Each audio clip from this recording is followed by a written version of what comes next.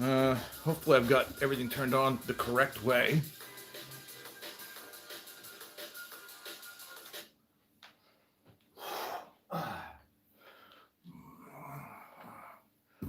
I'm on my phone so you can hear the sound. I think that might be a bit too bright. The old...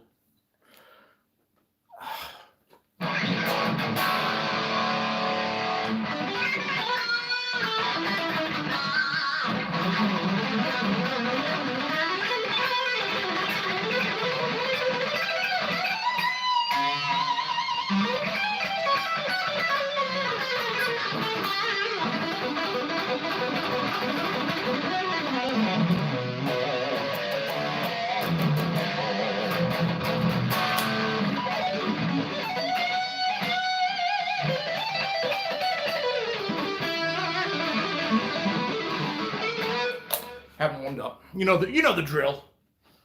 So quickly, don't need that on. You know I'm bald. I'm gonna quickly set my laptop so that if you want to talk, I'm able to see from the laptop. Fuck, I need my glasses. Stay here. Till then, listen to some beautiful drum and bass.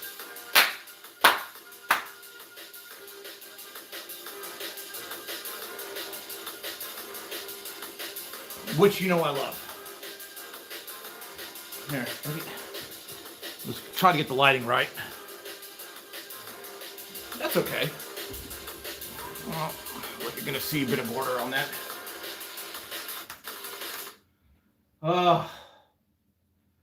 Telling you guys, if you haven't gotten into drum and bass, it is the fucking business. Okay, let's see if I can find Doug Steele YouTube. I'm not signed in, so I should be able to see this live stream. Okay, got the live stream going. There's my stupid head. Ooh. Okay. I might be able to just put this as a monitor over. Let me just fix some things real quick. That way I can read if you need me to read stuff. There's a bit of a delay. Come on, somebody say something. Let's go. Can you hear me? How about that? How about can you hear me?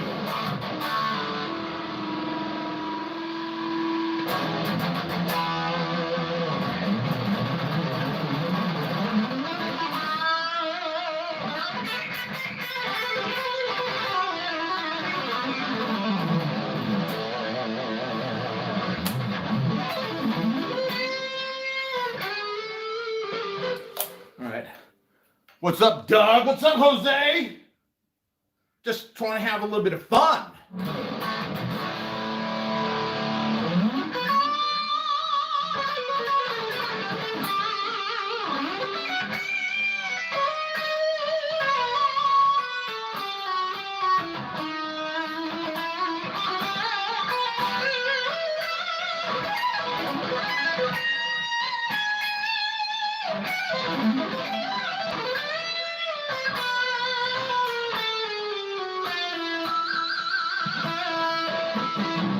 I'm so bad at those taps. Can't really get the guitar more than that. Love the green. Yeah, look at it. Isn't it beautiful? We've taken the tone knob, and it's actually underneath the pick guard, and Victor cranked it, we chucked it in. There's a video on that if you want to see it.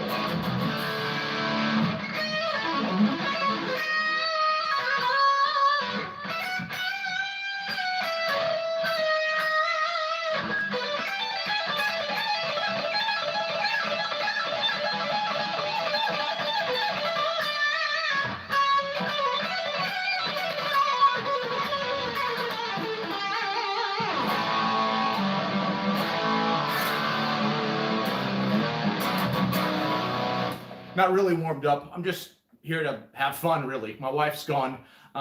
Melbourne is in a lockdown. So it basically means you can't leave your house without wearing a mask.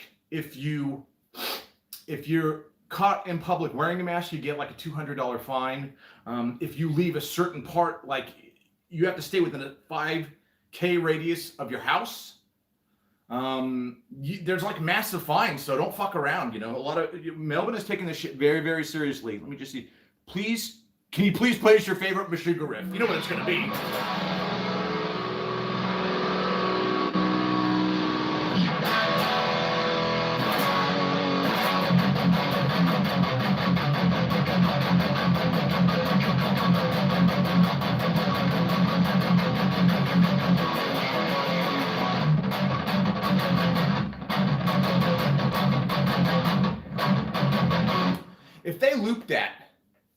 If they looped that, and I could listen to that pretty much all day. Like the beginning to Gods of Rapture is great. Also, maybe somebody can help me on this, who's a tech type of person or a YouTube streamer as well. When I save this and it goes up as a video, I can't get the chat to be seen, and I want that to happen. I just don't know. I don't know how to fucking do that. Oh, and I can't do it now because oh well, whatever. I'll just read everything out. Thoughts on the re-recorded Wicked Sensation album, if you heard it? Nah, I haven't heard it. Like, I'm not big on like cock rock shit anymore, you know? I liked the first version. Like, what have they done to the second that's better? What, better tones? I don't know. I'll listen to it, but like, I don't give a fuck. I love George, but I'm a busy guy. I'm old. Fucking, you know. So yeah, there are no thoughts. Hi, Doug. I love the nuclear green axe. By the great licks, by the way. Thank you, George Papokastas. Look, I don't play every day. I just don't. But I should be, and we can blame that on depression. We can blame that on me being extremely tired when I get off work. We could chalk it up to bad diet. I mean, there's so many different things I can lay the blame on, except myself. Hi, Doug. Great to see you. Electric guitar you'd recommend for under $600? None. Double that money. It's better to get a $1,000 guitar. You know. Save up another $600. That's what I'm doing now. I got a subset off my bank account. It's actually YouTube money and PayPal donations or whatever else that comes in. I think I got about $890 in there, and I'm getting a George Lynch Bengal Tiger 7-string made. So I'm buying the guitar body from E.T. Guitars in New South Wales.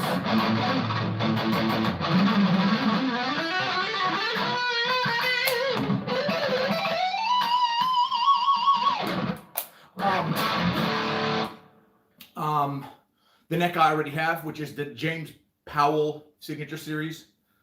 I showed that guitar to Ben and Victor, and they're like, the body's more or less. Buy a new body. And I'm going to take it to Cameron Reese to get it painted.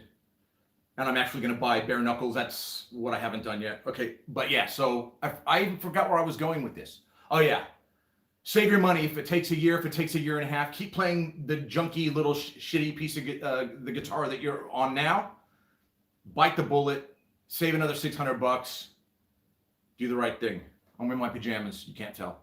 I got to read this stuff. I'm loving the latest Alarm album.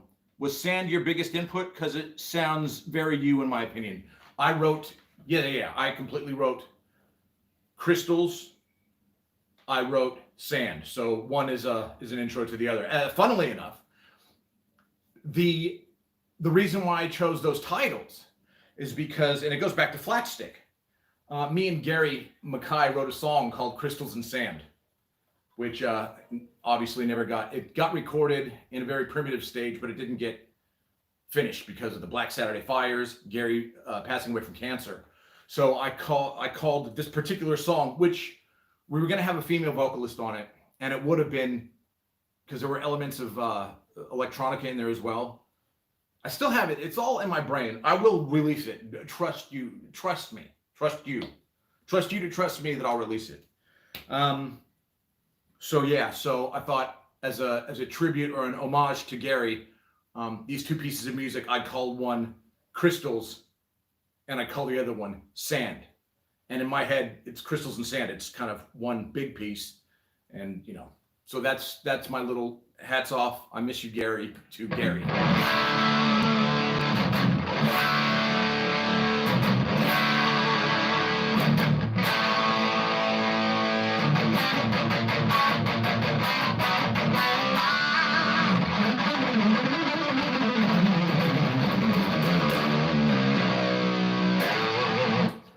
Let's read some more questions. This is all about you today. I've got all my guitars lined up here.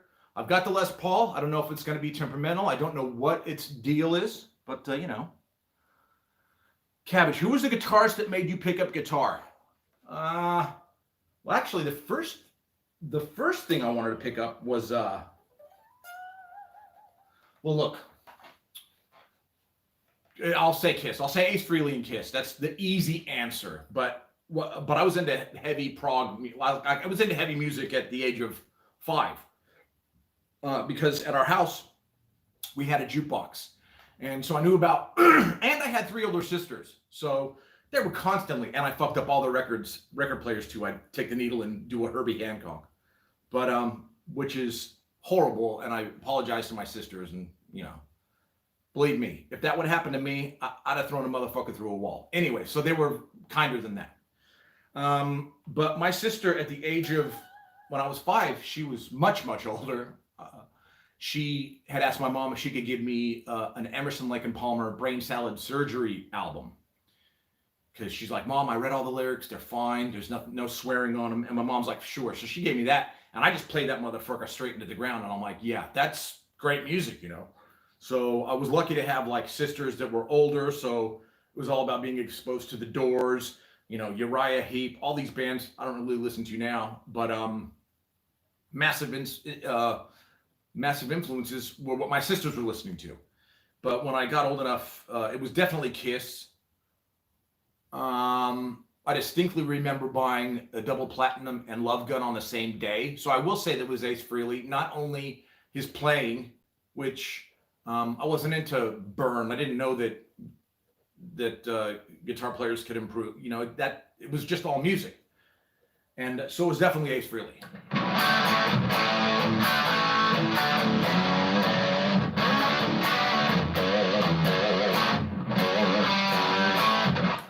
But my favorite's probably, I like something a bit aggressive, but look, total huge Kiss fan. And then obviously the next guy was Eddie Van Halen. And I loved them for, you know, as a high school kid, and you get into Van Halen, and then you hear Dokken, and you're like, oh shit. And it was just a plethora, if you will, of cock rock bands. And I loved, you know, and then so then you got the George Lynch's, you got the Steve Lynch, he was fucking badass. You got the Striper guys. Michael Sweet's a great guitar player.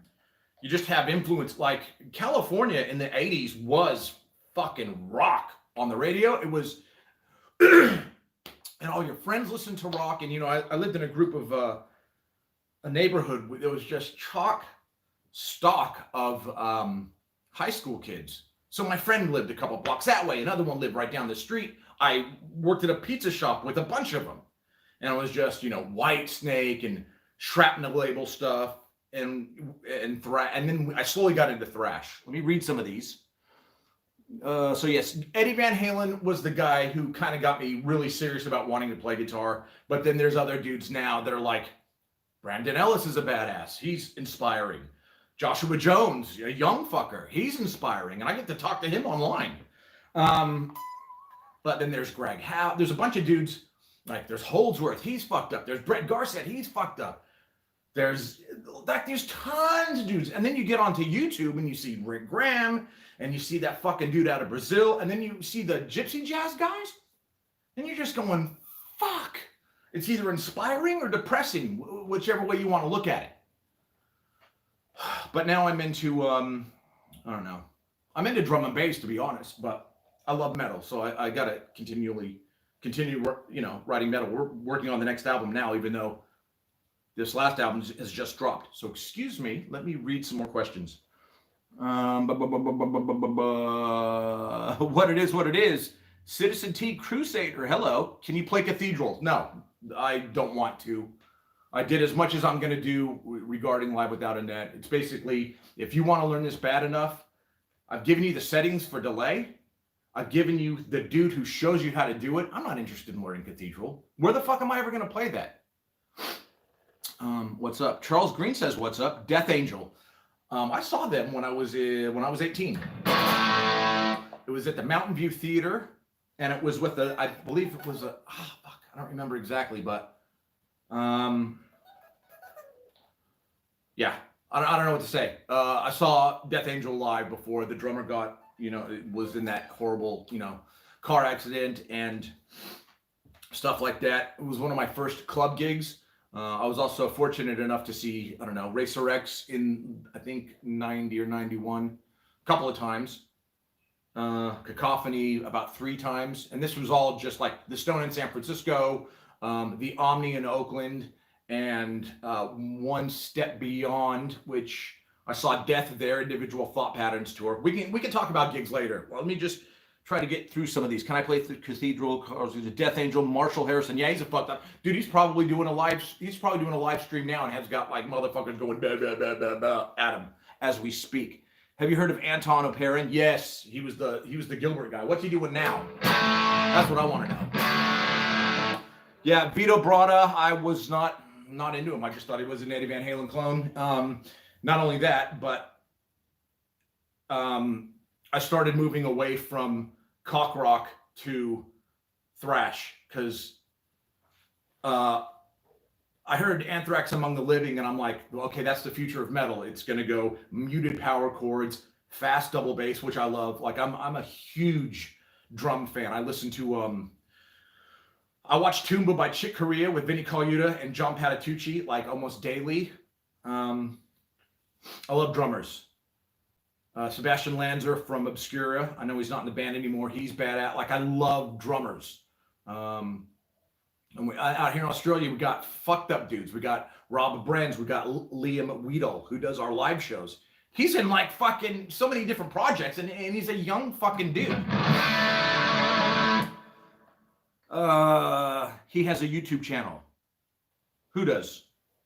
Vito Bratta, Liam Weedle, Rob Brenz. Why don't you put the link in there?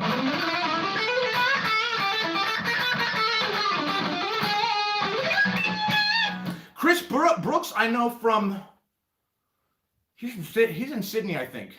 Yeah, he's a fucking cool dude. I got him on my friends list, or he's a friend of mine on Facebook, and we chat, I guess, minimally. Like, whenever he pops up, I'll chime in every now and then. But he's a fucking badass.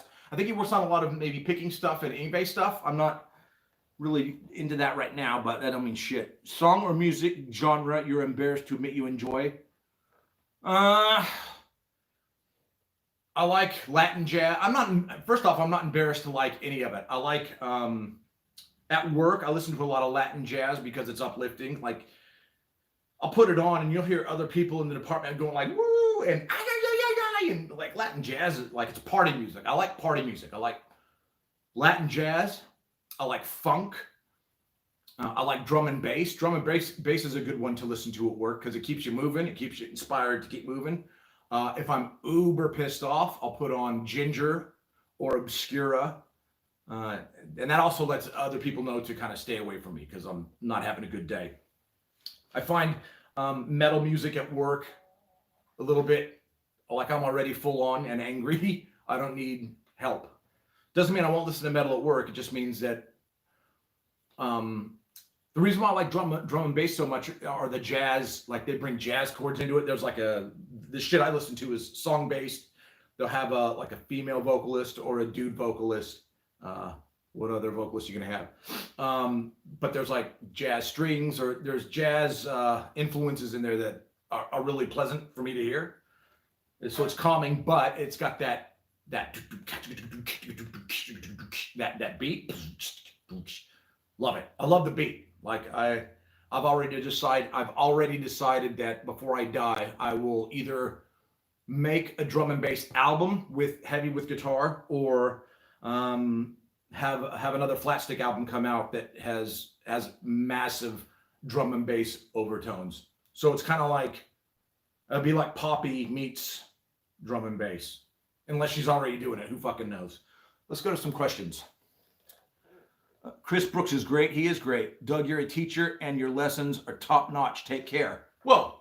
Dude says hello and then goodbye. Hey, love you. Bye. Fuck off. Chris Asher, my brother-in-law is online.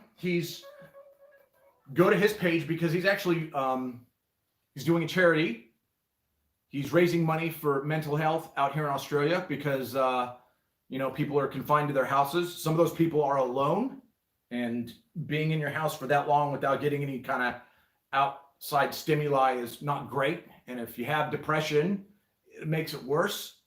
So give. And so he's flying all the way around the world virtually. So just hop on his channel and check him out. He's doing great work. And yes, we've already donated, so fuck off. Whoops. Fuck with the volume, not the...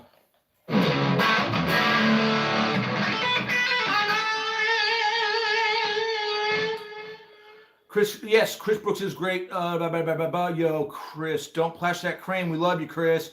Citizen T Crusader, Kiko. Yeah, he's all right. Look, I don't know. Like, you can fucking... I don't know much of his work. He's a badass dude. Like, there's tons of badass dudes. I don't follow them all, and I respect every guitar player, but I don't listen to that particular guy. Cheers. Thanks, Doug. Rock and roll, Chris. All right. Do I play? I'm gonna play.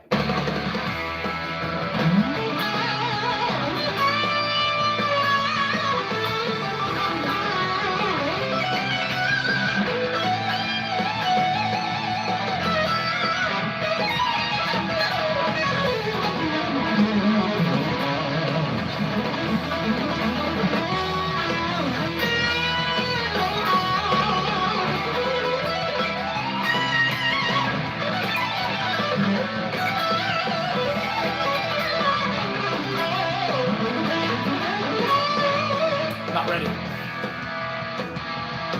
It's hard. I'm not ready. Okay, no more questions. I'm just gonna fuck around on guitar then. Let's try a different track. I don't really like this one.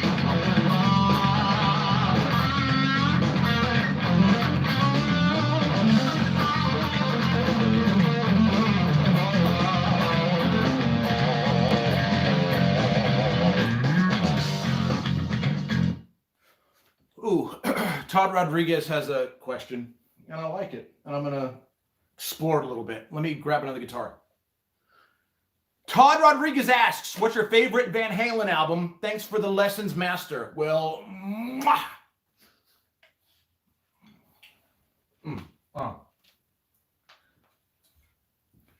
my favorite Van Halen album is probably uh-oh.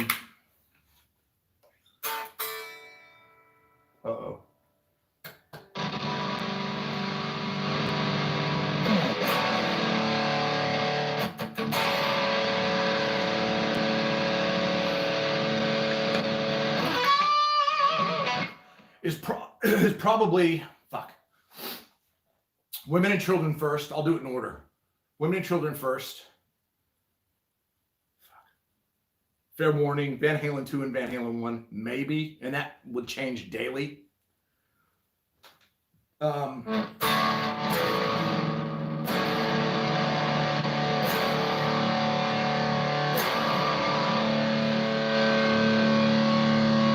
And my favorite riff off of Fair Warning is this guy.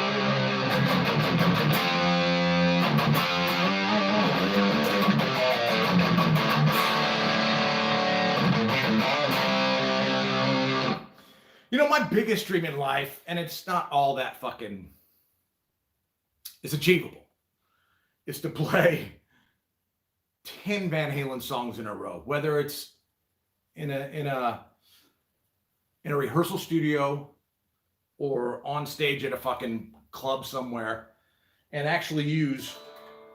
You ever heard that Sierra Tone amp? I did a video of one. My friend Victor has one. My God, that is the best, like, cock rock metal Marshall. It's like a, I don't know if Victor has the Yeti. I don't know what he has, but it is the most ball-punchingly badass head I've ever heard. And you know, apparently it's on a forum, and people are saying, well, it's Doug's using the mic off the camera, which is true. And that I don't know what they're saying exactly, because I'm not on the forum. Somebody just mentioned it in passing. But let me tell you, when you're there in the room, you feel the punch, and it is you don't need a distortion pedal. You don't need you need effects. You need some reverb and delay and whatever the fuck else, you know, to make the Van Halen thing rock. This is the one I use. This is my baby right here. So incredibly stable. It's fucking insane.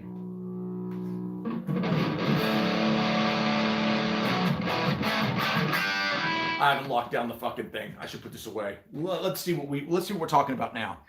What's your favorite Van Halen? Ba-da-ba. Play Racer X solos, you goob. I don't really know any.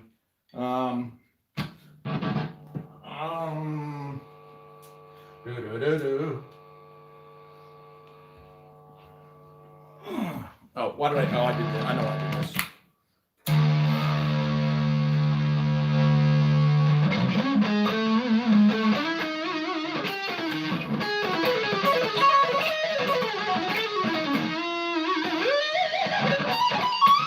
I don't know any Racer X solos.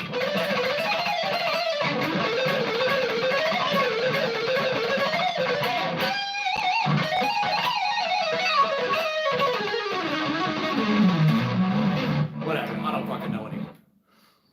Wait, hold on. I know bits and pieces, man.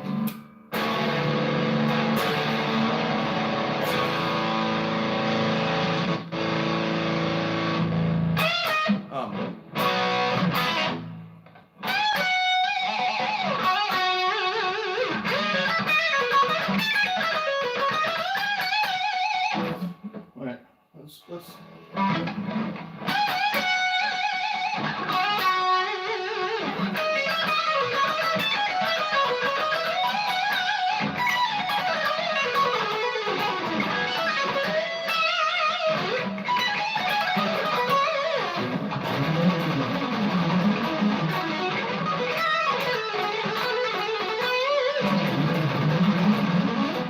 I don't know. I'm sorry. I'm not prepared to play Racer X.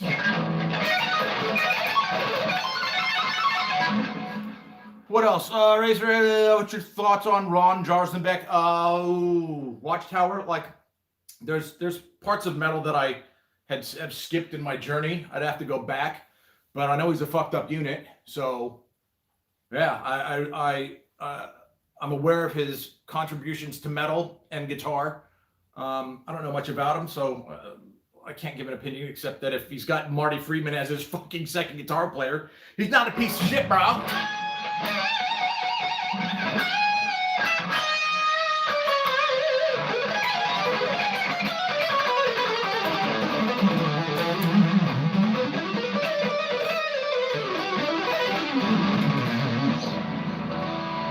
Did you enjoy the Van Hagar era? No!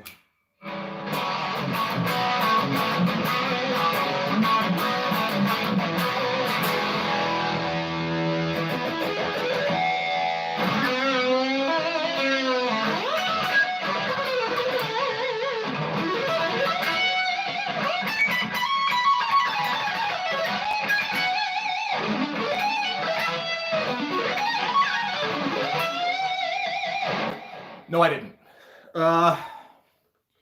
Paul Gilbert licks are good enough. Good enough. Job. Thank you. Is that Jason Hart? Hello, Jason. Oh, here's one. Here's a nice sweep that fits over E minor really well. So if you're going like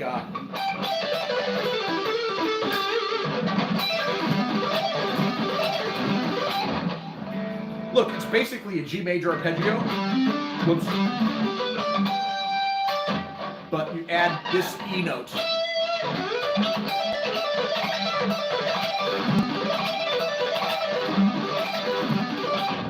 Now, I personally don't like barring sweeps at all, which is going to be, you know.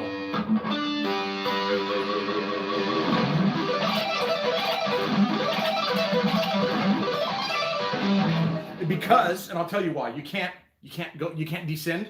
But if you have one with like one finger per string, like this one, and not only that,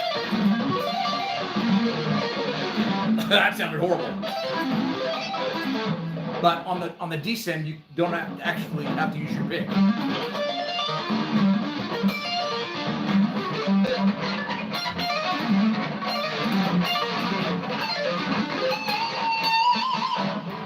So if you're on stage standing in some weird position, you know, you're not gonna fucking. Do you know? Oh fuck! Do I know the Toxic Waltz?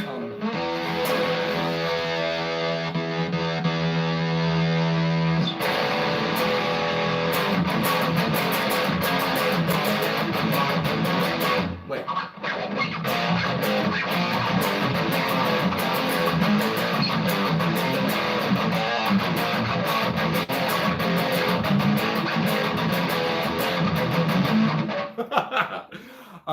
No, I don't. But I love that song. I love that whole album. My favorite is probably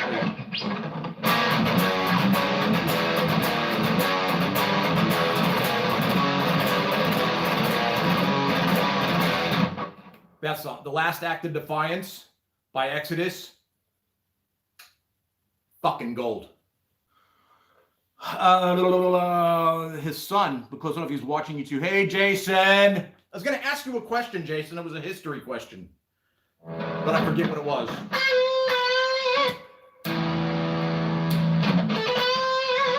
Hey, tell your brother to get in the room and tell me what is wrong with this guitar. It's on the bridge pickup. It's on the bridge pickup. Anybody can tell me. It doesn't have to be Jason Hart, but still. And I'll turn it all the way up. If I tap on the button. Oh, now it wants to work. Isn't that the way it is always? Oh, there you go.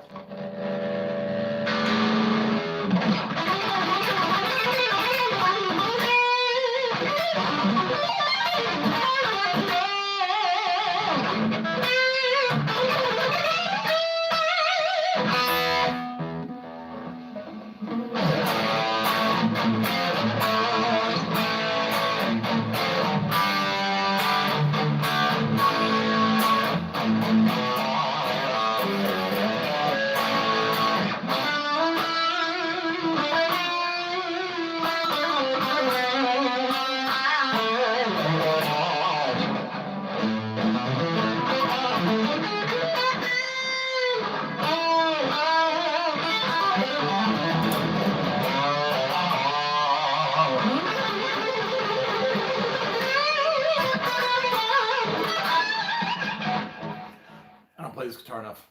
That was Gary Moore, if you couldn't tell. I might have botched it. This is what you get. You get favorite guitar player of all time, Doug's Master Doug. Of all time, that's hard, man.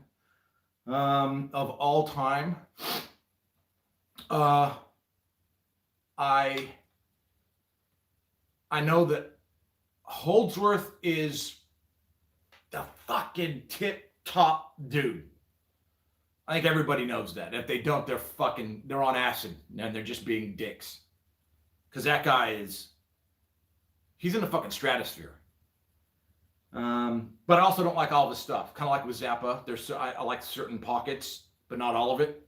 Same with Holdsworth. Same with Prince. I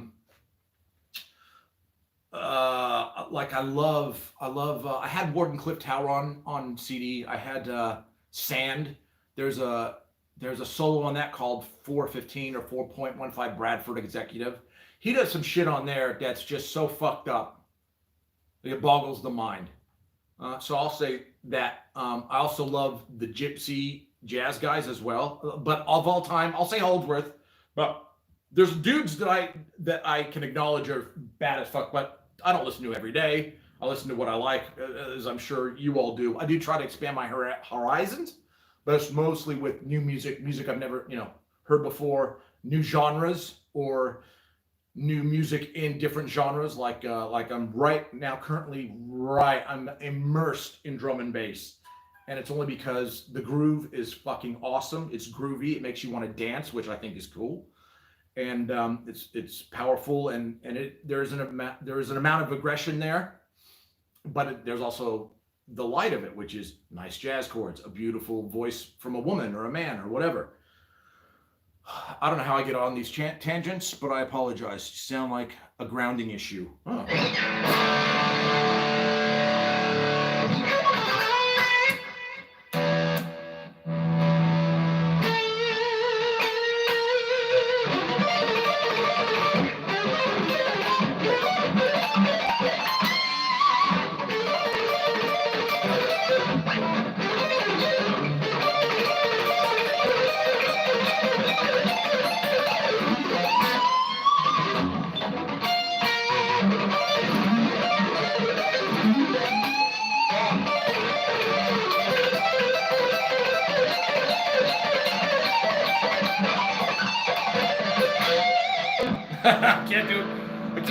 I can't do what my hands want me to right now.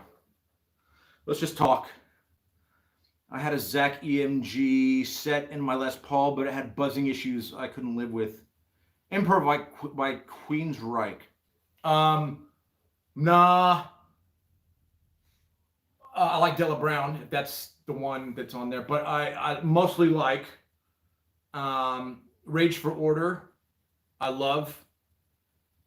And The Warning. I love The Warning, and I love Rage for Order. Our last album was produced by Neil Kernan, who worked on both Rage for Order as well as Dokken Under Lock and Key. And it was lovely to talk to him via like Facebook chat. So yes, I do love Queensryche, but a small window. We're buzzed. Don't ask too in-depth questions. It's a rough time over here. He says he wants to duel you now. Okay. Did you enjoy solo David Lee Roth? Yeah, but not the one. No, not the one Jason Becker was on. The first two.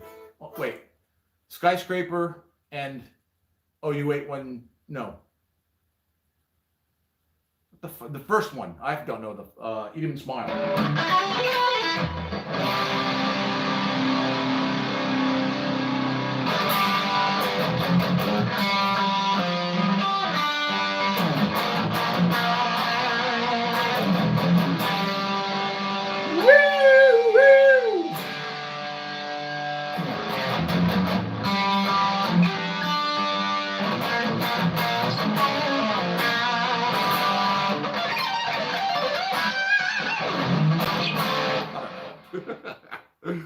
I love faking it.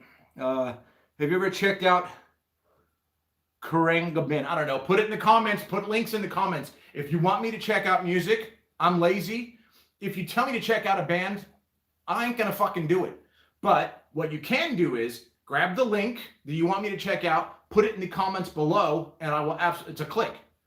If I've got to like search for shit, I don't fucking care.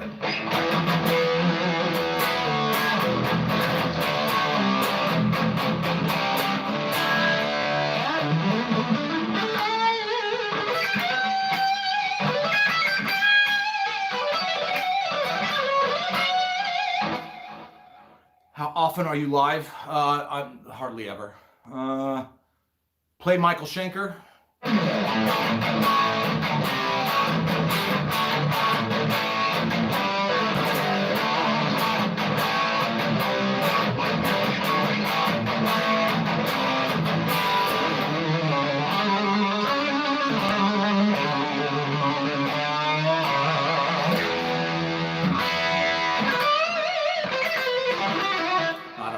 But I love him.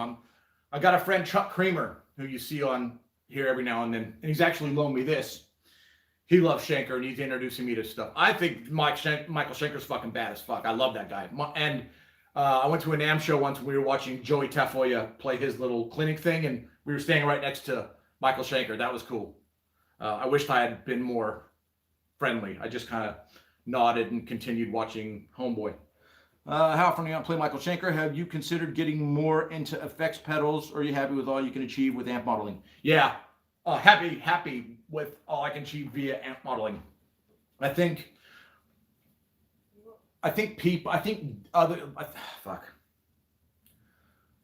First off, I think stomp boxes are fucking dumb. That's just me though. You can't see it because it's in the case. I've got a Helix light that I bought off a friend for a really cheap amount. I'm telling you, for what I need live, all I got to do is plug into a fucking a tube power amp. So you got your tubes, and then through an angled cabinet, which is it's not here right now. It's at a friend's house. I'll put my sound against any motherfucker's sound, and the other guy live plays Kemper, so then if anything, you get to hear, the last gigs I've done with, I think the last time we played live was when we did our little, we did a three city tour with, over a weekend with Obscura from Germany, and I used two power amp, my own, which is it's a Carvin TS100, and then when we did our Melbourne show, I borrowed my friend Luke Walton has got a and it's a heavy motherfucker too. It's a Marshall 9200, something like that. Crushing sound, fucking crushing. Anyways, yes. The Helix for me, even light, I only need maybe between 4 and 6 sounds, and it's just basically going to be the same sounds, but with just heavier and lighter effects, And I set it up in if I've got 4 patches, I go from cleanest to dirtiest. So the far left is going to be your bone dry, clean with reverb, chorus, and delay. So like a jazz type thing. The next one's my rhythm, which is bone dry, but then I've got a button over the top that will color it with fucking because I'm not doing patches now, I'm doing snapshots. That's a totally different thing, and yada yada yada. But I got it set up to where it's just like rhythm. You hit the bottom up above, and it's the same rhythm but with glitz. So you got your rhythm, you got your digital delay, your reverb. So you play a nice big chord, you get that happening. And then I got 2 different patches for solos. I got like a solo patch with your digital delays and all that shit. And your reverbs and all that. And then the second one is like heavily chorused with the same reverb and digital delay. But I'm thinking of actually bumping up the delays more. And because I got trails. So if you're doing a solo and you hit back to a bone dry rhythm, you know all this shit. The delay trails still keep going over, which I think that's cool, man. So yes, I'm not going to be, I will never be a stomp box guy.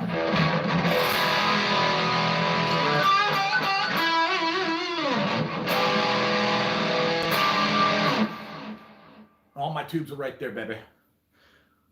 Play UFO. Don't know any. Do you like Mastodon? I like a little bit of Mastodon. I don't know enough of their stuff. I don't know. I think I missed that boat somehow. They got a song. I don't even know what it's called. I liked that song. I think my friend gave me the CD for a while. It was cool, I guess. I don't know. They didn't really sway me one way or another. I tell you who I do like, and who I never thought I'd like, is Cattle Decapitation. Holy fuck. I thought that was too heavy for me, and I listened to, I forget what album I listened to. It's got like some kind of thing on the front eating something. Yeah, love that shit. And then I heard the new album, and I love that as well. So I do like Cattle Decapitation quite a bit. Wasn't that you? Wait. I swear I saw you do an interview with the band Bardo Pond. That absolutely wasn't me. I don't even know who. I don't even know who that is.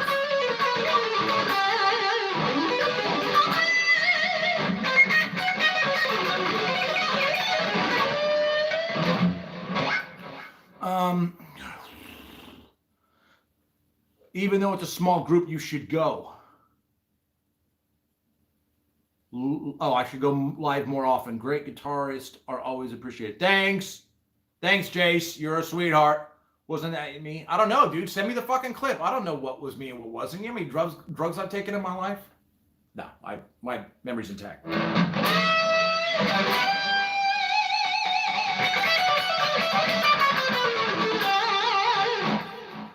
Dude, I'm not going to fucking interrupt a clip. I'm not going to do that. When you start playing guitar, what was your first tour ever on guitar? Okay.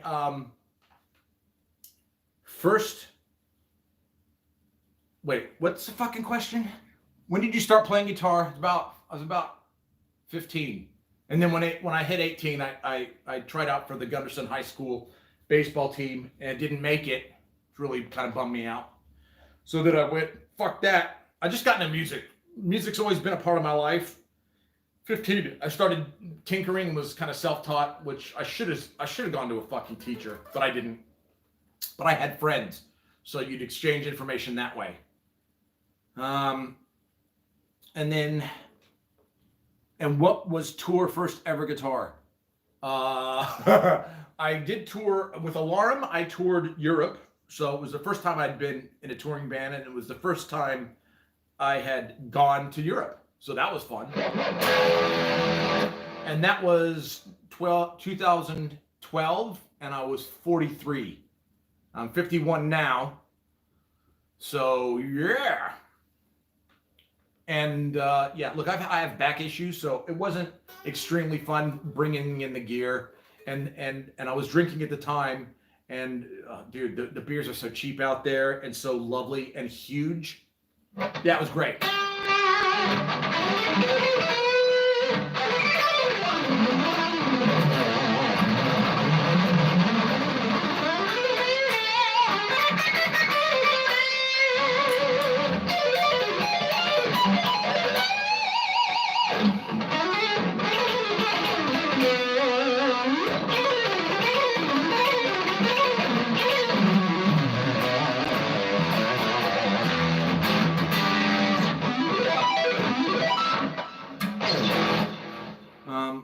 Where are we? Sexy people. Testament. Have you play Testament? If you have a guitar that's tuned.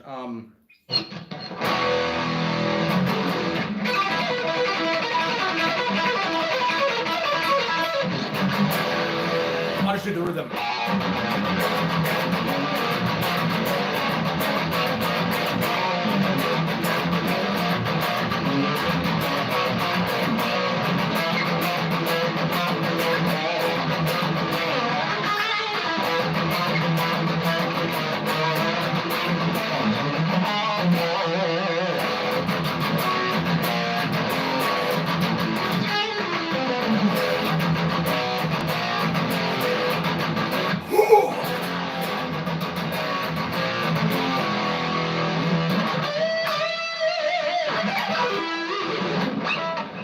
Wait, let me try that.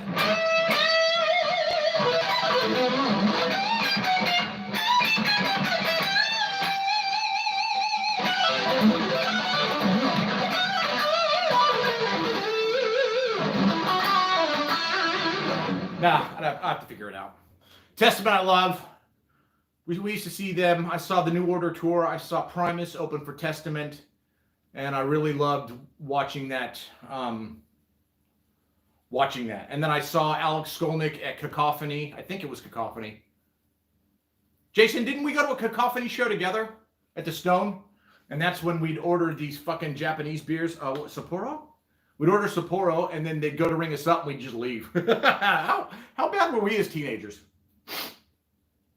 What do you rate the first Alcatraz album out of 10? With Ingve? 10 out of 10. Loved it. First time I heard...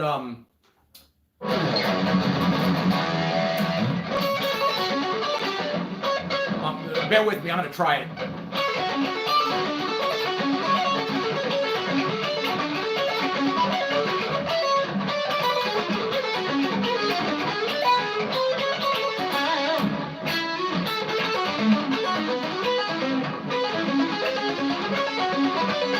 Wait.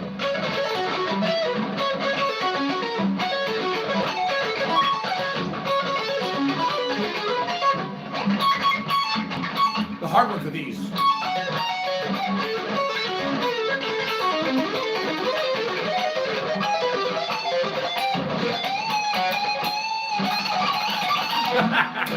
I don't know it. Oh well. If it lets me link, I will. Just put it in the dude. Put it in the comments. I don't mean to fucking tell me that's not you. I hope you're not being mean, and I find out you're being mean, because that'll fucking piss me off a little bit. Doug, you got the most wicked vibrato. I ripped it off. Thank you. I ripped it off from George Lynch back when I was 18. No, I was 16. And I remember thinking, wow, I know the key to metal, like phrasing. Like I know the key to metal punctuation. It's this George Lynch mad vibrato. Surely everyone's going to catch on. And no one did. And then I was like, how could you not fucking hear that and want to rip that off and make it your own?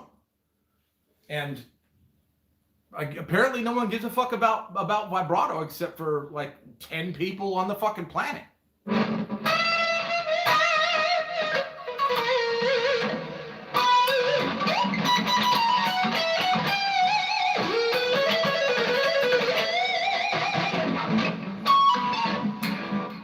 There's a guitar player, I don't even know his name. There's a Japanese band called Dead End. They got a song called Embryo Burning.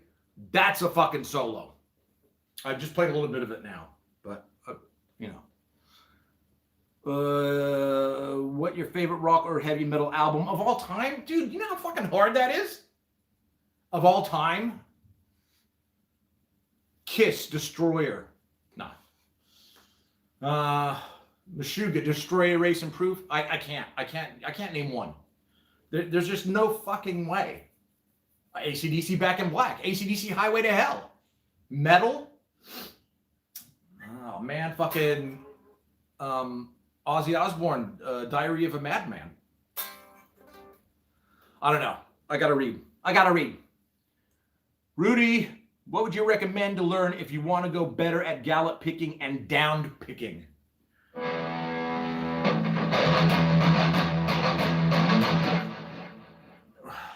Just get a metronome. If you already know the mechanics behind it, get a metronome. Put it on something that you can play pretty comfortably, because you're going to want to, after a few days, bump it up. Like you want it under your belt. You can't start moving the metronome upward until you can absolutely nail it from where it's at. I always tell motherfuckers, I go, dude, the speed will come whether you want it to or not. Don't worry about that part. Get it right. Or, if you think of it as as a house or something, if you have a shitty foundation and you start building on top of that, you'll just end up fucking yourself over down the track.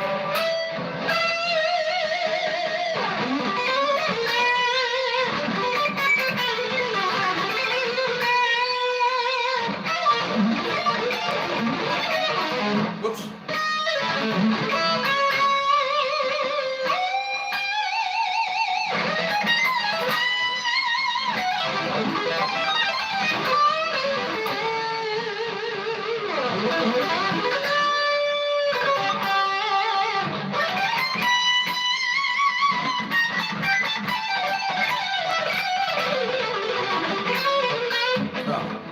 Rusty, sorry.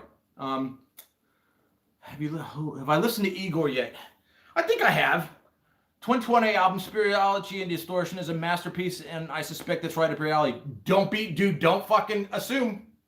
Don't assume I'm gonna like it because you think you know me or whatever the fuck. Like, I'll give you credit with Texture Silhouettes. That's a fucking great album. But You suspect it's right up my alley. It doesn't mean it's gonna be, because there's plenty of fucking. I'm weird. A friend summed it up to me as something Mike Patton orchestrated, even though Mike had nothing to do with it. But it does have a very Mr. Bungle approach. Oh, okay. Look, okay. Now I'll check it out. I love the Patton. I linked it and everything. Okay, settle down. Psychedelic exploration. It sounds like you need to take some psychedelics and fucking get in your fucking beanbag and relax a little bit. The amount of exclamation points. Don't make me hate you. Okay? Okay? Okay? You'll probably hate me after this. I'm a fan of yours, Doug. Why you gotta do me like that? I don't know. I even took my meds today, too.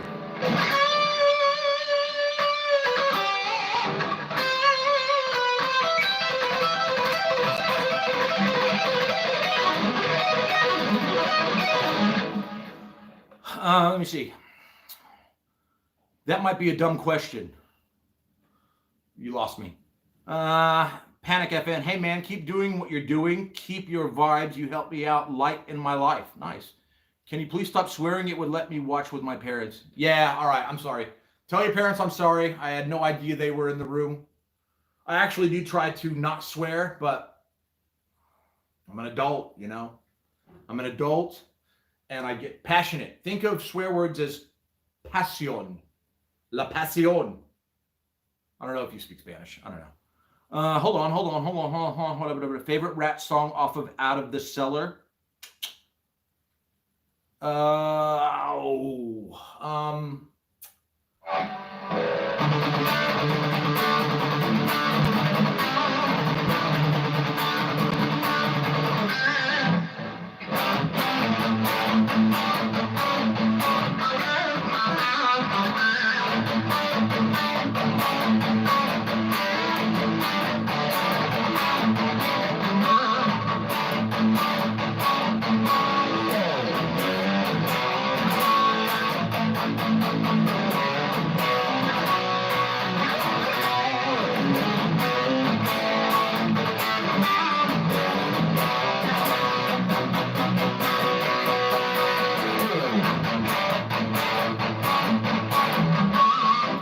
That's in your direction, only because the lead is just Warren DeMartini's bad ass.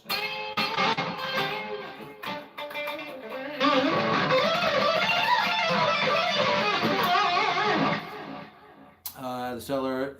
Evo 8YA, why did you retract your statement? Were you going to be mean? Just kidding. I'm very defensive today. Rudy Castillo, thank you. You're in trouble. I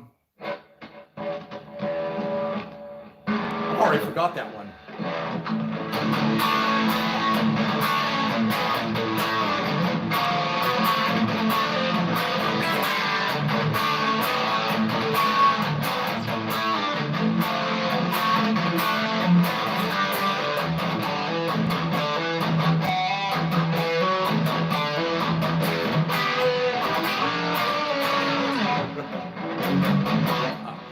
Look, I love Out of the Cellar. I think that's the only album I had by them. I was also listening to that and like Dawkin' Under Lock and Key and Dawkin' Tooth and Nail, all that. Same to you, man. Sheesh. Yeah, whatever, Doug. You're in trouble. What is your favorite Metallica song? Ooh.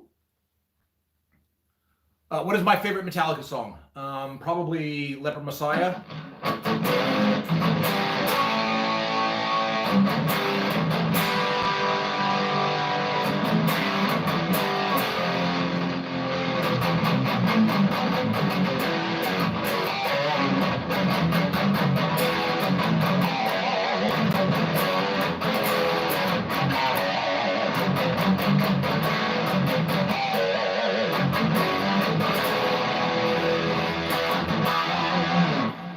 That one I love. I also like Disposable Heroes quite a bit.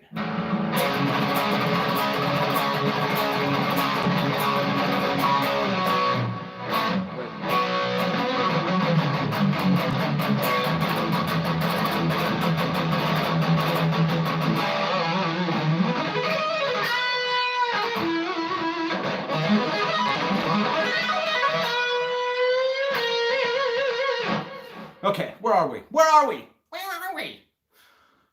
Is your vibrato? Hold on. 70-man sheesh. Oh, come on, psychedelic, dude. I'm sorry. I'm being a bit aggressive. Very defensive. I'm a very defensive man. They're paranoid too. I got a whole list of things wrong with me. Vibrato is the single most important skill for an electric guitarist, in my opinion. That's what I would tell any beginner. Yes. Totally. I would rather hear a slow player play, you know.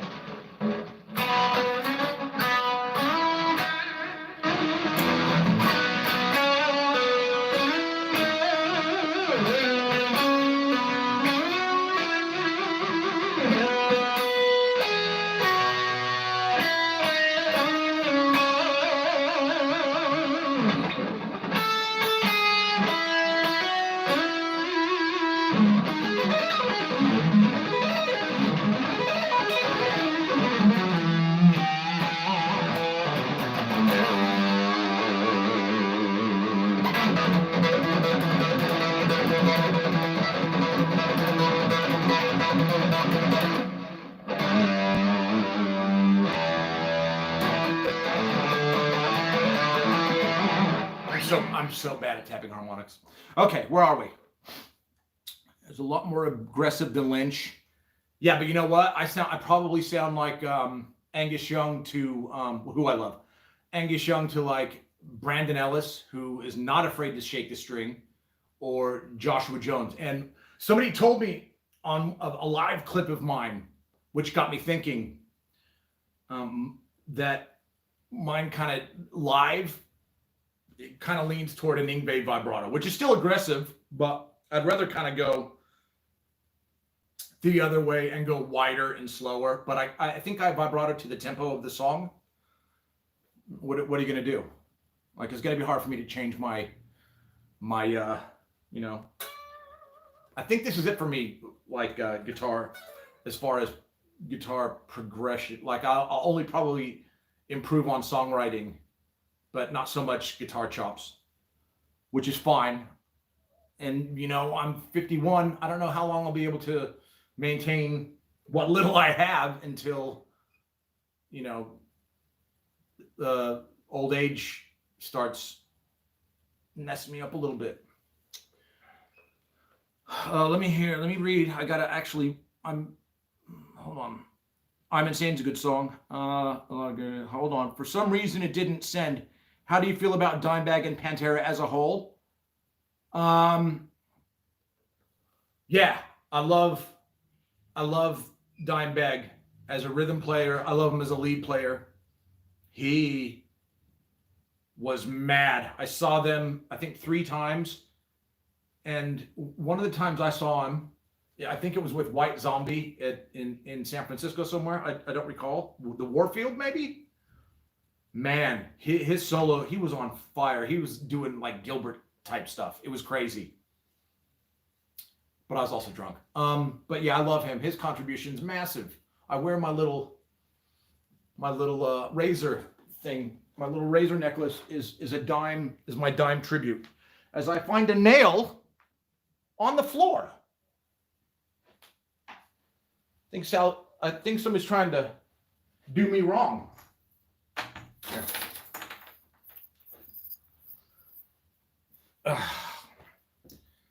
So, yeah, he was awesome. Like, he is the guy who inspired me to use solid state amps. A, because I was into aggressive music back then, and B, I mean, you were there. I had bought, me and my friend Scott had both bought, and I think Jason, you might have had one too. The Ampeg SS140C, which was an amazing amp.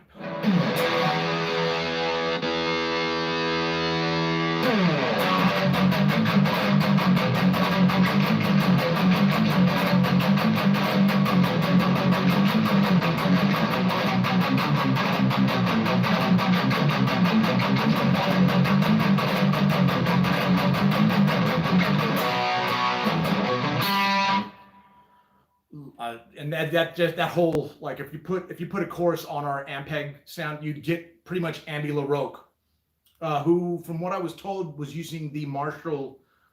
What was the Marshall solid state head? I forget what that was called. All right. Let me read some more. Yes, I love Dimebag, and I love his contribution to metal, and I love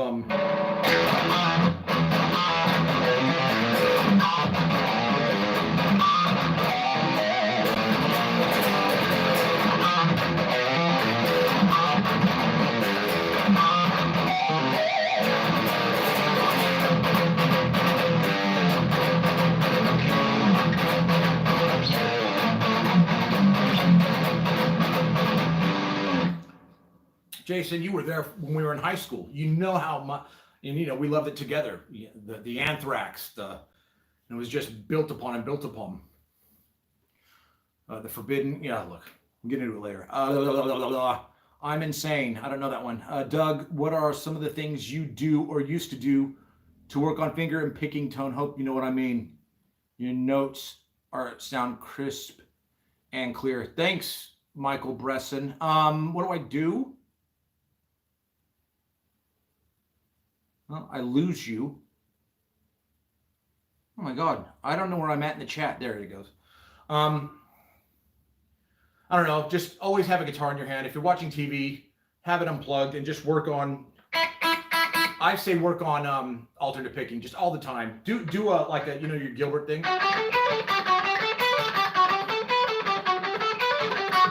You know that one. Alternate picking starting on a downstroke. And then down the track, do the Troy Grady thing. Flip it around, add 3 more notes, and then the picking is backward.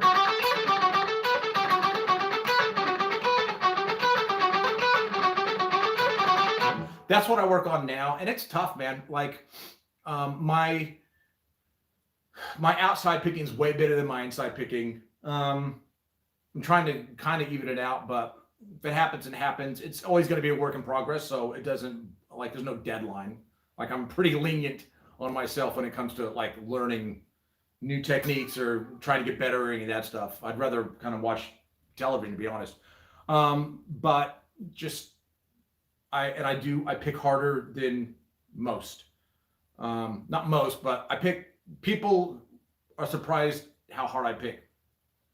And if you don't already, get these black Ultex picks from Jim Dunlop.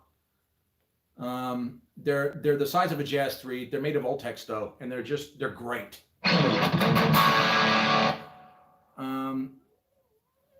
Also, if it weren't for your lessons, I wouldn't know how to play half the solos I would today. Thank you, Kai Black. You're a blessing.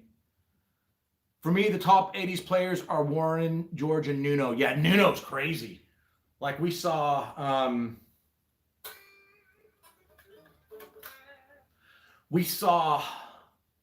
Nuno. We saw Mr. Big and Extreme came out here, a couple years before COVID. I'll say 2018, 2017. Yeah.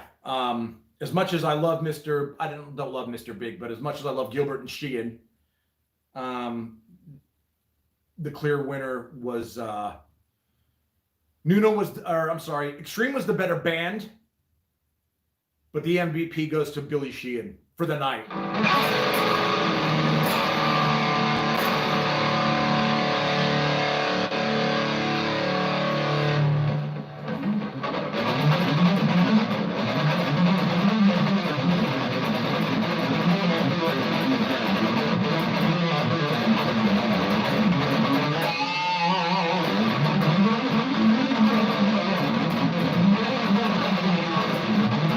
I don't know how to do that. But yeah.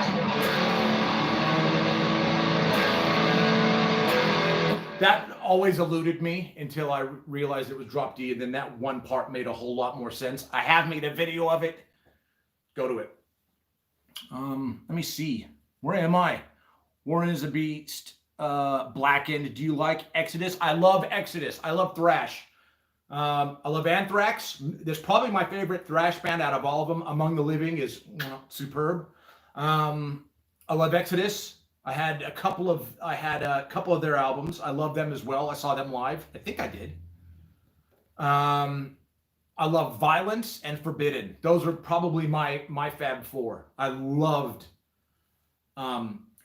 Forbidden, Twisted into Form, and the album before that, and even Omega Wave. I've got Craig on my Facebook as a Facebook friends. It was a shame to hear about Tim Calvert dying. I loved Tim Calvert. Was awesome.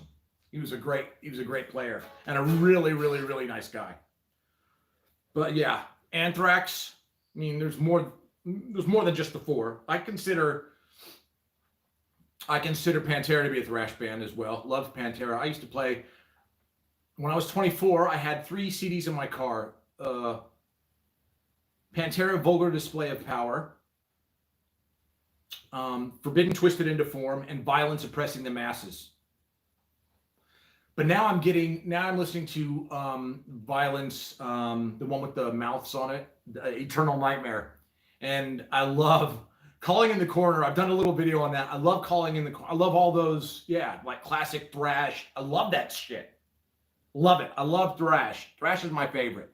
But yes, love Exodus. Let me see. You remind me of like Phil Demmel from Violence and George Lynch with your playing, Doug. Yeah, cool. Phil Demmel is a really nice guy. We've supported, when I was in a band called Sinister Stand, we supported Violence, and from those gigs, like we'd see him on the street or we'd see him at other gigs, and he was just always nice, and he'd come and approach us. So yeah, Phil Demmel is a really lovely dude that I like that guy a lot. And his Randy Rhoads tattoo is superb. Listen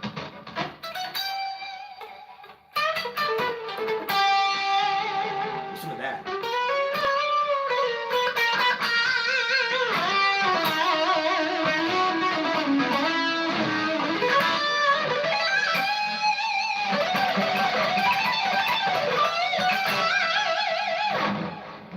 All right, I'm trying to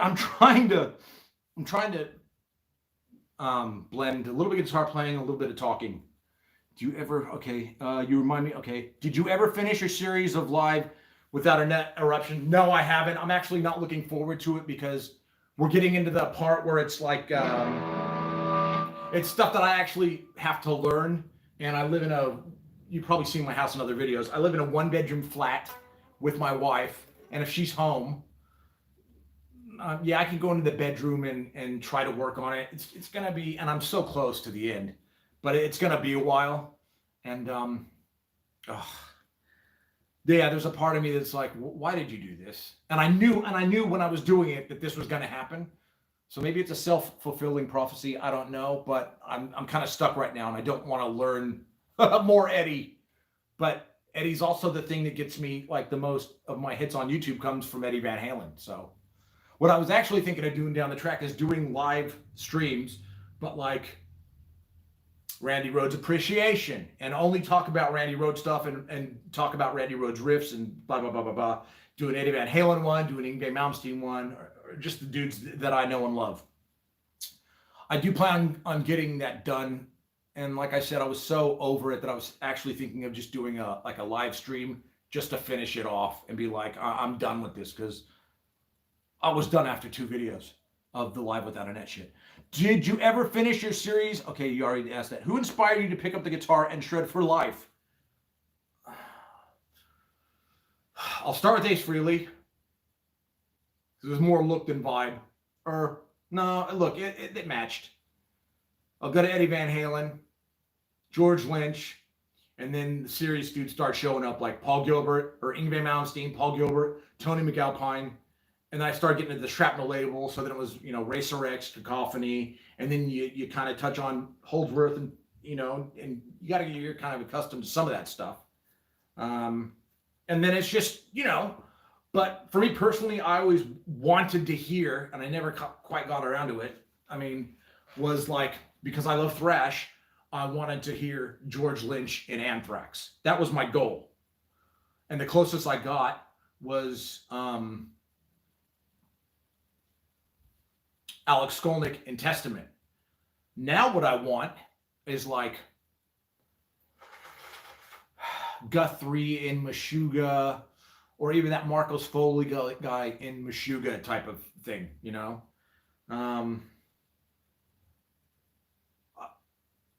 Like the music has got a, it's either, you know, you got, I'm not a solo guitar player kind of dude. I don't like those type of, like I can't do much aside from Holdsworth. I can't really do instrumental music anymore unless it's drum and bass, and that's a completely different genre. But I find it hard to listen to guitar music. I can appreciate it and I can listen for a little bit, but after the third or fourth songs, it's like, well, okay, can we hear something with some goddamn singing? I want to hear a song. So I want to hear a song with muted power chords, preferably muted to the absolute shithouse with heavy distortion, muted, and then like the solos just be like. Actually, a really good example is the Black Dahlia Murder. What album is that? The album with Matriarch. Not the newest album, not Verminous, the one before it. Great example. Listen to that. That's what I want. With female vocals every now and then. Doyle from the Misfits uses Ampeg. Really? I like the Misfits. My wife is right into them, so we did a little tour on YouTube and listened to a bunch of Misfits songs. So yeah, I like that type of vibe. I also like rockabilly. I love that actually, especially like the artwork side of things, and like the tattoos and like the hot rods and that kind of shit. So I like that vibe. Mr. Bungle do a pretty good rockabilly tune on is it California? No one knew they were robots. I don't know. Great. Yeah, I do love rockabilly. I love everything except country and bro country and certain hip hop, but I like gangsta rap. Okay, did you ever meet? Okay, if I can hear you play the Hunter solo, that would be sick. I'll destroy it right now.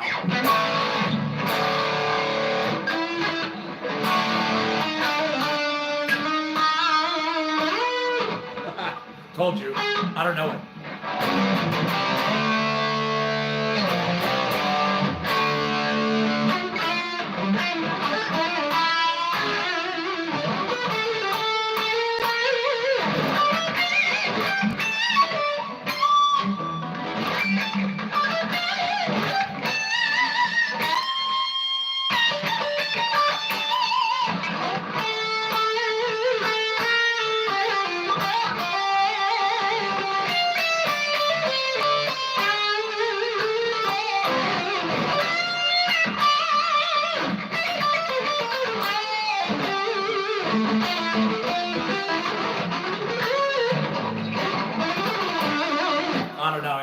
I don't know. I just know it if I'm tooling around. I haven't learned it, but that's actually one I'd like to learn. And I could actually ask this question to the guy that was there, Neil Kernan. At least I think he was there. He mixed the album. I don't know if he was there for the recording of it. I should find out if you reckon that George Lynch is using a wah pedal that's hit the sweet spot in that, because some of the notes are kind of wad. Anyway. Where are we? Doyle from the Misfits. I did as best as I could with Hunter. Sorry. I wonder if I can.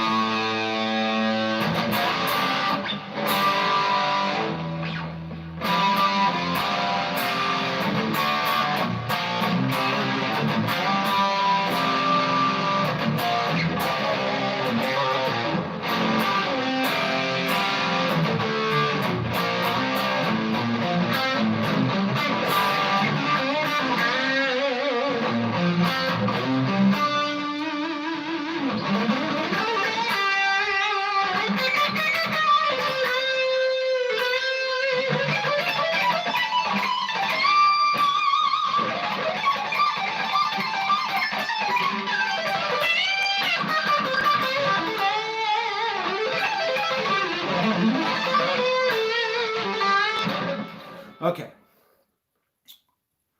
Hey, Billy Hunter. Mr. Hart, he says, my SS-140C is in his closet. Yeah, mine's actually, it's at a friend's. I had a dog that has, he's eaten all the, like the plastic covering off it. So it's like wood or whatever.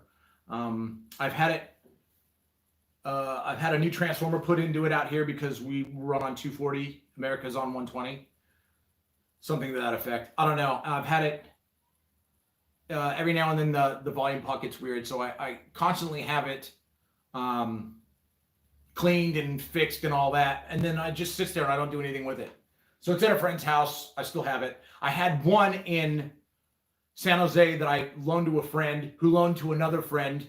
And then that friend moved and lost it.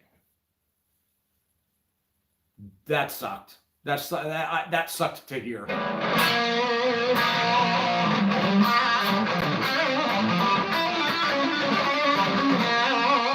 Here's a move I like to make if you're playing. We'll put it in B. I forgot the move.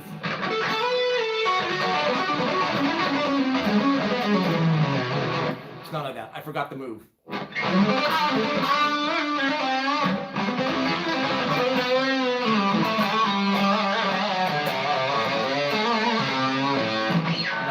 I forgot the move. Got the move, people. I'm going to read some more. Marshall Valve State, thank you. Yes, that's what Andy LaRocque used. That's what he uses on the King Diamond stuff.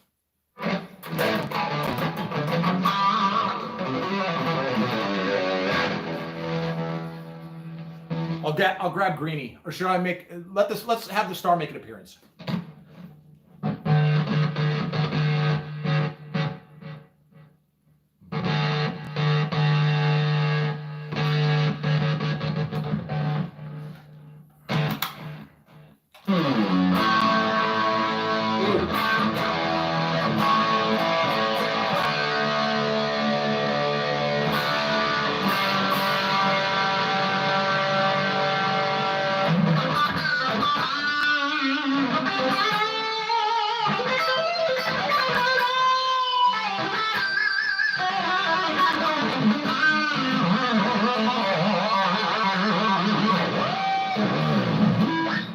Okay, where am I? Mr. Hart, will receive Marshall Valve State. Yes, the Hunter is probably one of the best Lynch solos in my opinion. I agree. I also love Paris is Burning.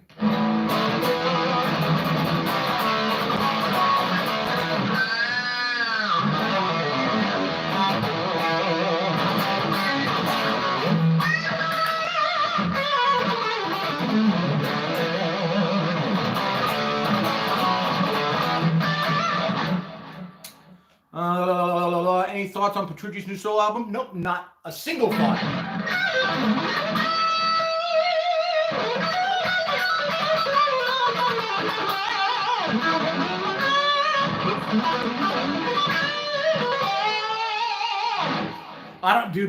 I'm not a huge, I think I like an album or two of Dream Theater. Like that's not, I don't know, not really my thing. So I don't really I actually enjoy the James LaBrie solo albums more. But I'm not, I'm still willing to try to get into it more. Because I mean, I guess as a guitar player, I probably should, but you know, the ear wants what the ear wants, and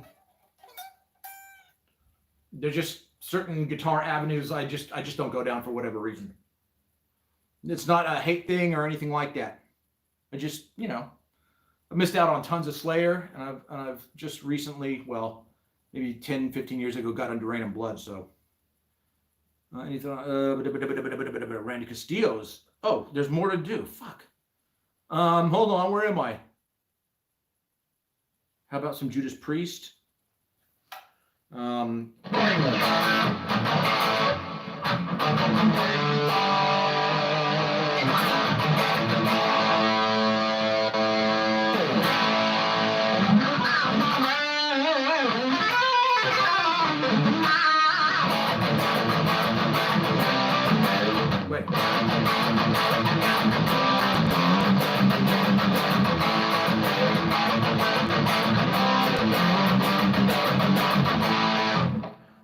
first song I really, because don't they do a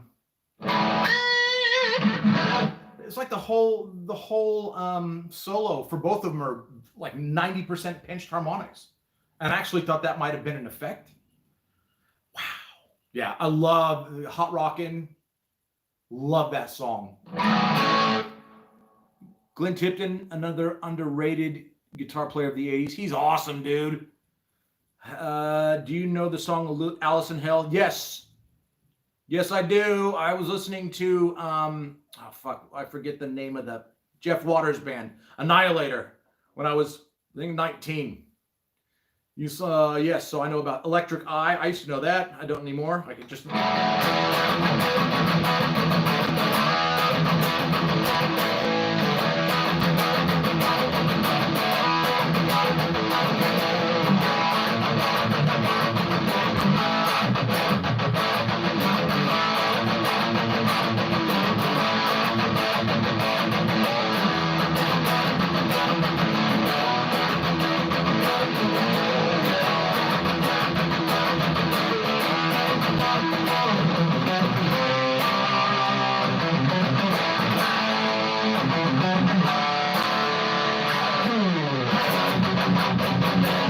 Something like that.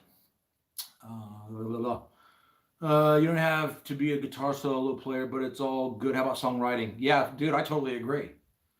73 years old, man plays Van Halen first album all in one go.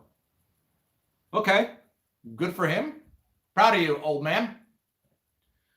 Guitar Center sold my Ampeg to Scott. They overnighted me an SS140C. Really? Nice. Heaven Sent. Don't know that one well.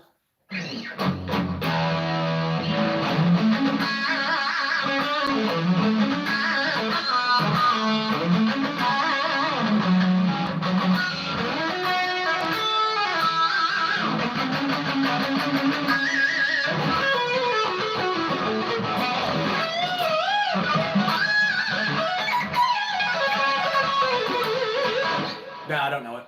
Well, not, you know what I mean. Under Lock and Key, George Lynch used an old tube screamer and something called a Rockman. Rockman, yeah. Lightning Strikes Again.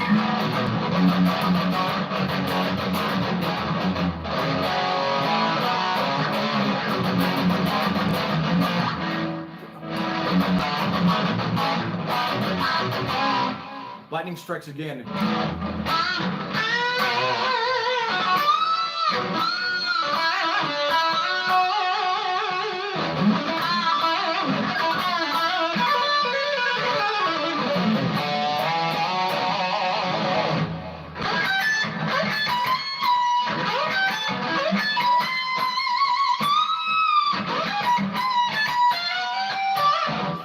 Fuck. Nah, dude, it's been ages.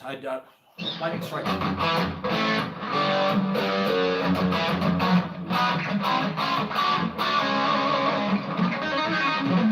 No. A random star body with a reverse fender headstock looks great.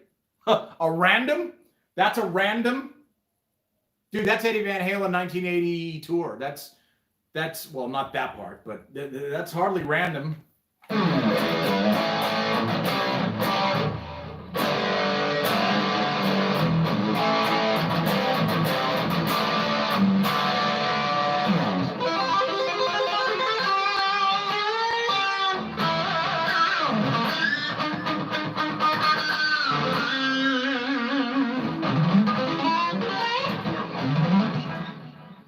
Today's not the day.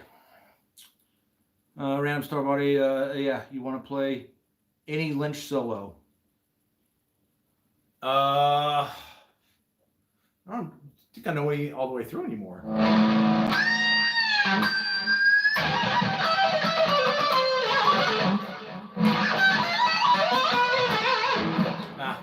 Dude, I only know little bits and pieces.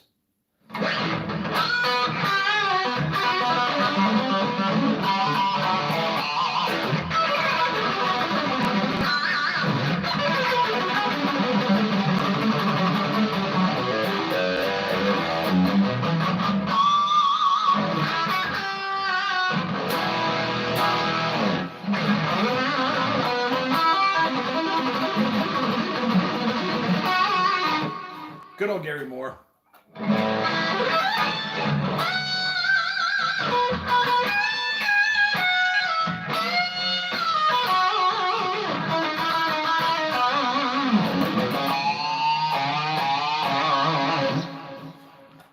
Let me see. Would you consider doing any lessons on Jason Becker's Perpetual Burn album? Yeah, I'd love to. Have I learned any of it? Nope, not a fucking no. Talk to James Ryan. He knows, let's say, the majority of it, and he can play it. Message his ass. James Ryan guitar. I love noise. Also, did you get a chance to check out XYZ? I don't know. Did you put a link in the comments section?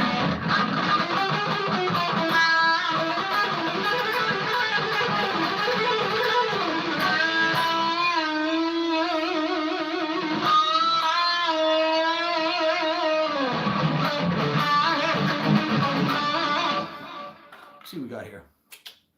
That shape is an ESP shape. No, it's not. It's not called the Random Star.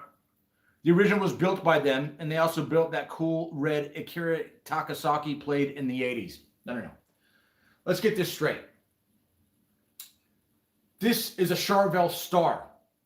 When Eddie Van Halen was playing the Snake, or not the Snake, when he was playing the, what's the one on the fucking, the Destroyer that Chris Holmes gave him, and he sawed that bit into it, he was talking to Wayne Charvel, and Wayne Charvel goes, oh, I know what you want. You want a star. Or there was no star. Wayne Charvel made that up. So it's basically like a Destroyer with a cutaway or something. Explorer, I don't know which one.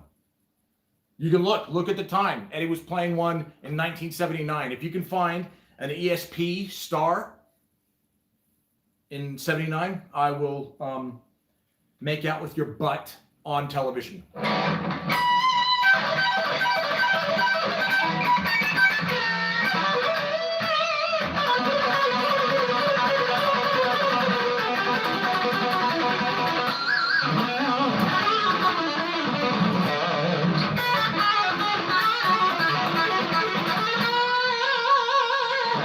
I won't be making out with anybody's butt anywhere. And not on TV, okay? All right, I'm going to read. Play a few of them. Check out play some Megadeth. I don't know any Megadeth anymore.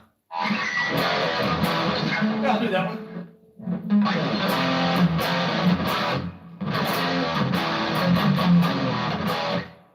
Now, you know why I like Megadeth to a point?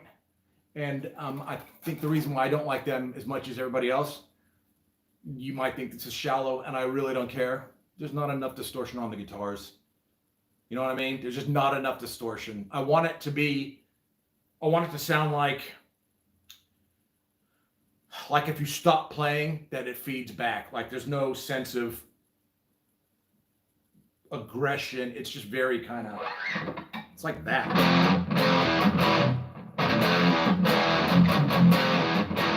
No, I want it to where it's there's like a Dimebag vibe to the kind of, I want something that sounds like it's going to explode. Rhythmic, and I just think that tone-wise, it just doesn't cut it for me. Yeah, so, sorry. It's like having a 5150 and putting the gain on 3, It's like, at least get it up to 6 or something. I don't know. That's just me. That's just me. You know any Nuno, bro? Yeah, I played some earlier. I will.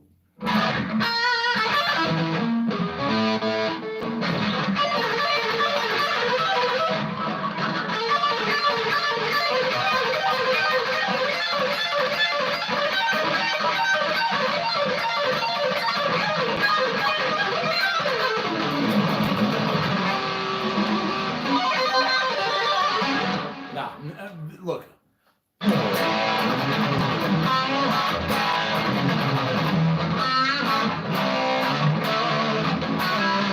Something like that. I don't know. I like.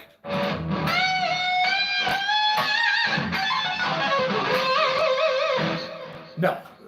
In the grand scheme of things, no. I love listening to him play. But do I know any of his stuff? No. And I met him at the NAMM show, and he was lovely. And this was like 92, 93. Yes, I sent you a link last time. Can send it again if you want. Yeah, do that. The less work I have to do, the better. Better guitarist, Dan Wexler or John Aquilano? Oh, that's harsh. They're in the same band. Thoughts on IK getting back together again with Clifford on vocals? Yes.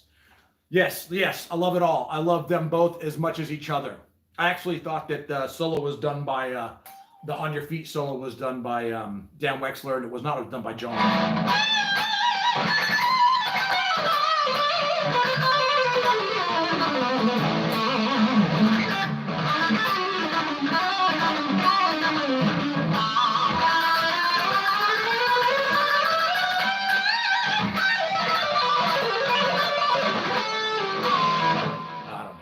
But I love that.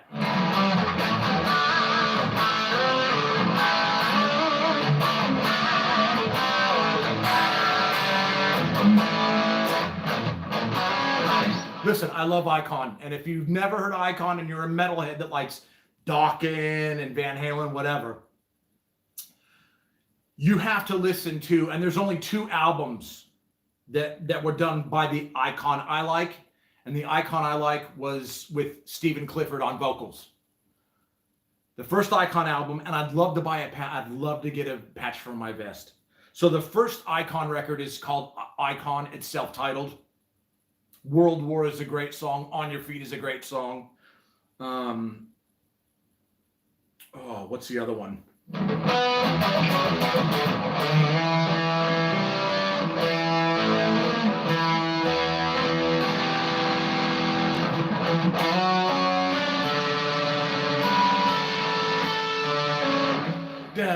You're Under My Gun. Great. And here's why you have to listen to Icon. Great song, great lead players, great rhythms for that type of music. The singer, Stephen Clifford, he kind of grasped this. Kevin Dubrow, but way, way better. Like, he's got a gruffness to his voice, and he can get high, vibrato, just, he's a great singer. So they did that first album, whatever. Then they did like a radio, I think it's called radio-oriented rock album called Night of the Crime, where pushing to get radio airplay. I get it. I don't like it, but I get it. And really good songs. I don't know any. I mean, I did a solo thing for I don't even know the name of the song. Yeah, I've done some Icon lessons. I'll do more. But am I glad they're getting back together? Yes, they should have never broken up. I heard word out on the street or whatever that Steven turned into a born again Christian or whatever. Don't know if that's true. I don't know. Like, I'd find a way to make it work. But that's just me, He's got to do his thing, and you got to respect that. But I think rock music in the late 80s definitely needed Icon to be a bigger... I don't know what I'm trying to say. But yeah, I love Icon. I'm stoked. I will buy the shirt. I will buy the patch. I will buy the album. And I will listen to it in glee.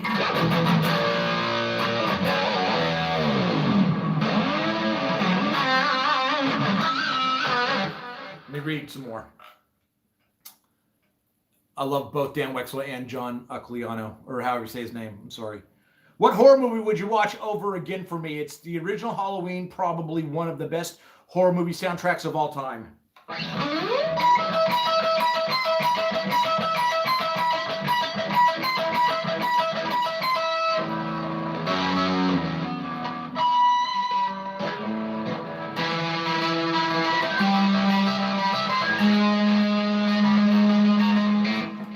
I was in a band called Sinister Sam, and one of our big things that we used to like to do was like cover somebody else's popular song and then morph it into our own. And we had a Halloween show, so we dressed up, whatever. We opened with the beginning to Halloween, and then we turned it into this, and just, you could see the people's heads were just like, we grooved the absolute shit out of it.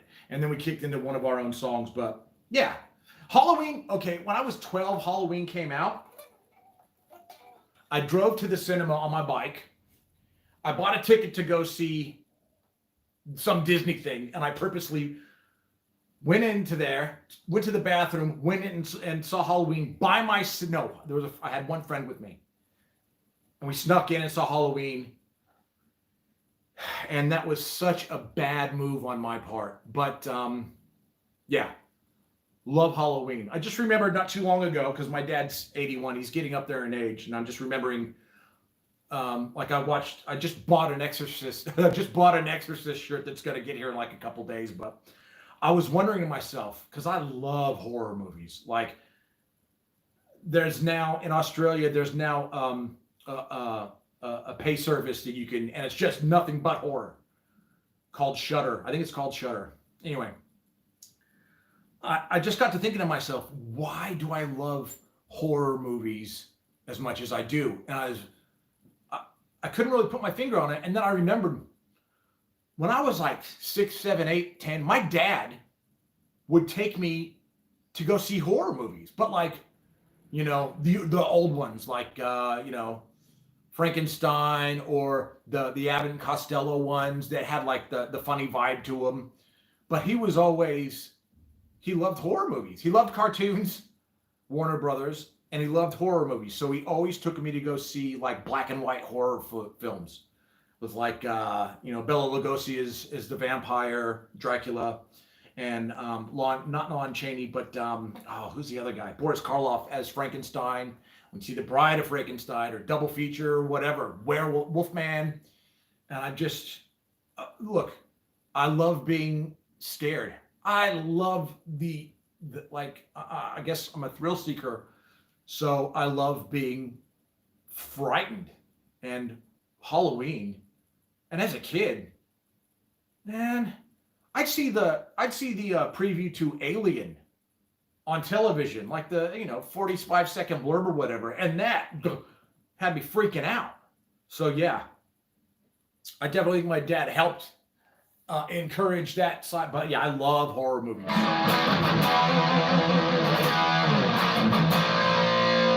I love going from E to A sharp. Mwah. All right, let's keep reading.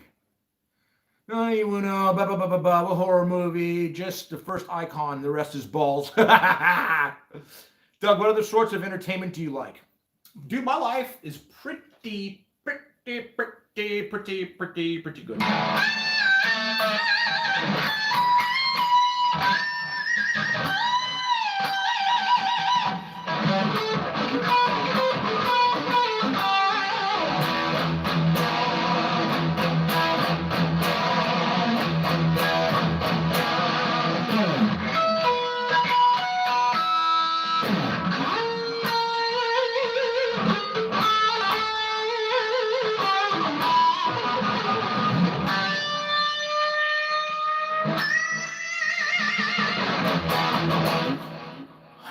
I watch a lot of, if my wife is not, now look, we've got 3 different streaming services because we're in lockdown, but I don't think it matters that we're in lockdown.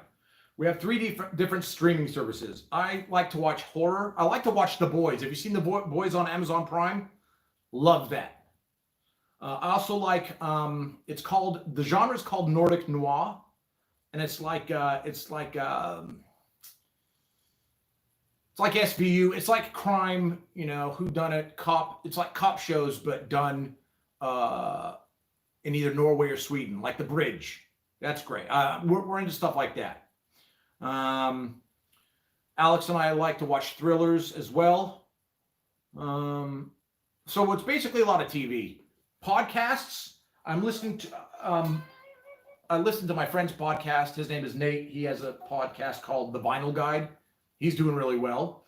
But for like true crime and stuff, I don't listen to that anymore. But I'm going to start. I just kind of ping pong between stuff. There's one called This Is Actually Happening.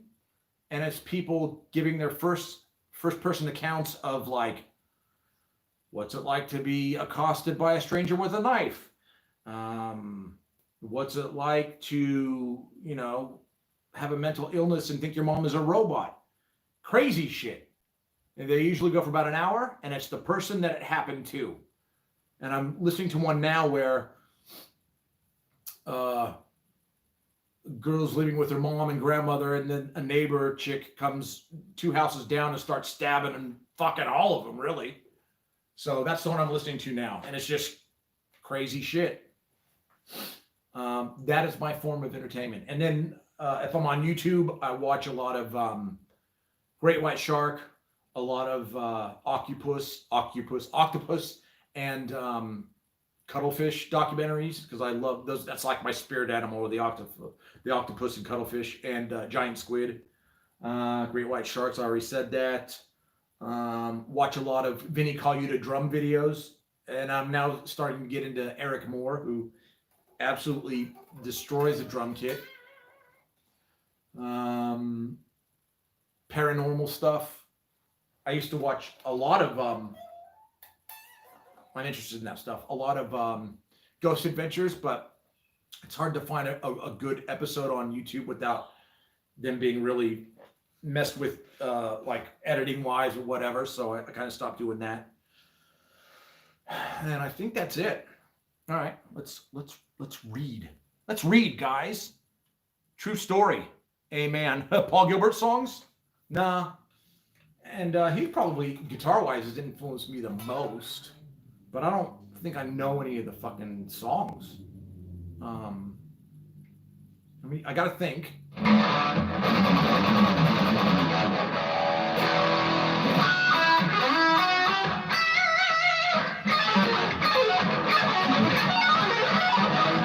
can't do it now. Nah. I mean, nah, not really. Some of the stuff I like to listen to, I do like, now,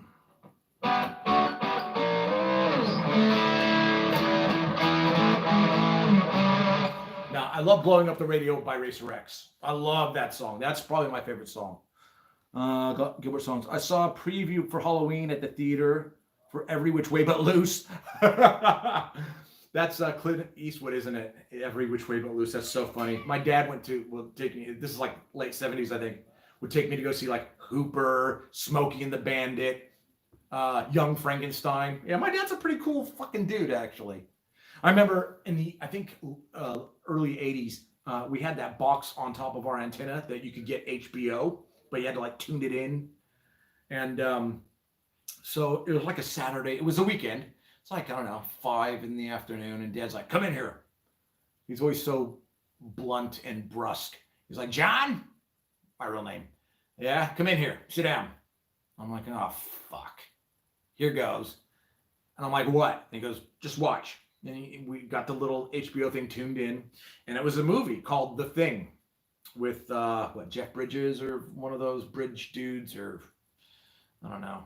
Or Kurt Russell. I think probably Kurt Russell. Anyways, I get all those actors mixed up. But, what a ride that was. I was like, this is crazy shit. And it was awesome because he wouldn't tell you what the movie was about. So it was just good to let it just kind of unroll right in front of your eyes. And yeah, I think I thanked him on the day. Be like, Dad, thank you so much, because that was awesome. Doug, back in the late 80s to mid 90s, did you record Headbangers Ball on VHS tapes too? Maybe. Either I didn't. I had a friend who did. And there was also the Don Kirshner's Rock Presents, which had like you see it on YouTube all the time with the live Rat.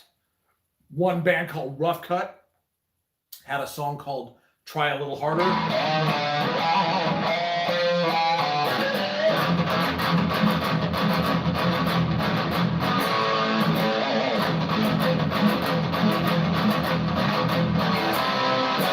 How many times must you prove yourself?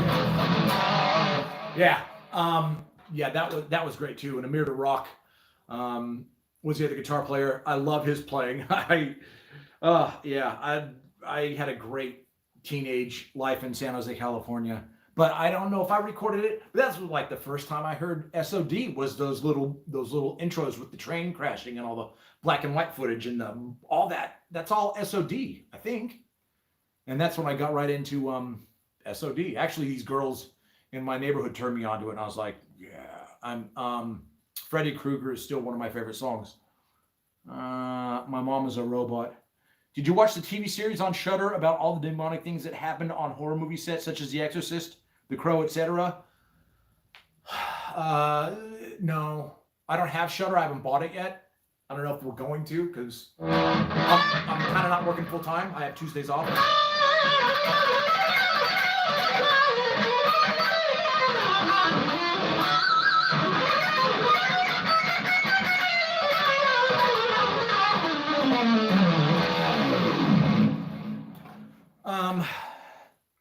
Chris Oliva, I knew was an awesome guitar player. I couldn't get into that Sabotage because the singer's voice ruined it for me. I'll try again, but that Hail of the Mountain King or whatever the something happened. Did we go down for a minute? Anyways, Hail of the Mountain King. Couldn't do it. Could not do it. I heard that dude's voice. I was like, I can't listen to, even if it was it was rough. That was rough. I'll try again. And if you've got good Sabotage, you can put down below in the comment section. I will endeavor, but I had a rough time with that like the vocals, you know how it is. You listen to a song and you're like, oh, this was great up until, the vocals kicked in, or, oh, this is great. Oh, the guitar player just fucked that up. Like that solo is fine, it ruins the whole song. Yeah. Give us a guilty pleasure band or artist that most people would never guess that you like. Venga Boys.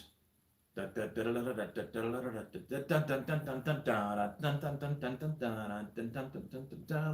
it. Love that song. I love Boom, Boom, Boom, Boom.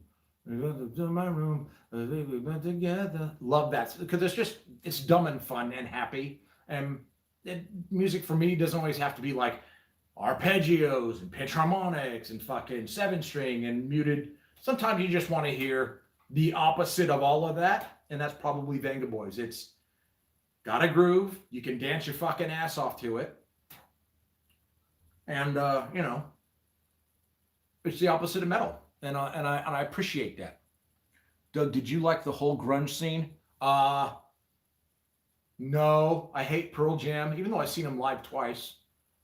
But I got free tickets. I'll go see anybody if I've got free tickets. I don't give a shit who it is. I mean, that's a no-brainer. If you want to go see, Grateful Dead for free, I'd actually probably say no to that.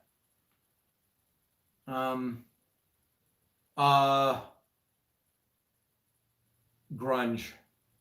I loved Lane Staley and those fucking dudes. Alice in Chains. Yes. It was good. We had a Soundwave out here a while back with like Slayer's Last Time to Australia and all that shit. And Ghost was there, and Anthrax was there, and Judas Priest was there, and tons of bands. But we got to see like new Alice in Chains, and they were playing that song, yeah.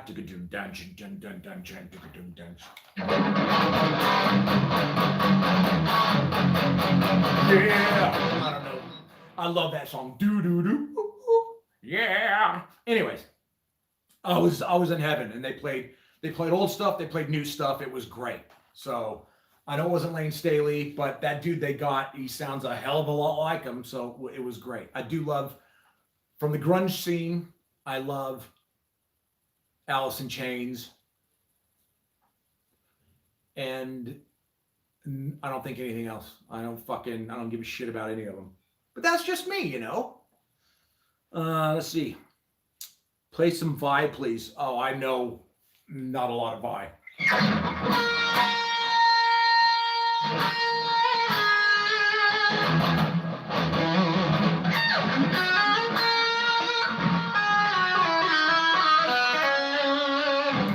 There you go. There you go.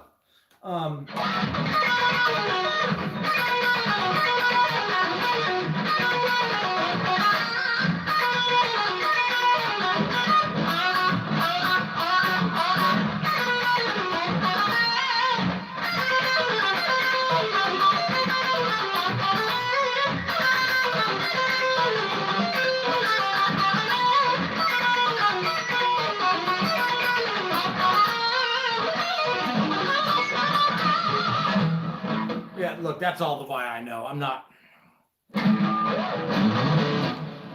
huge on Vi. I think I like them better in Zappa than any other thing. Although I do listen to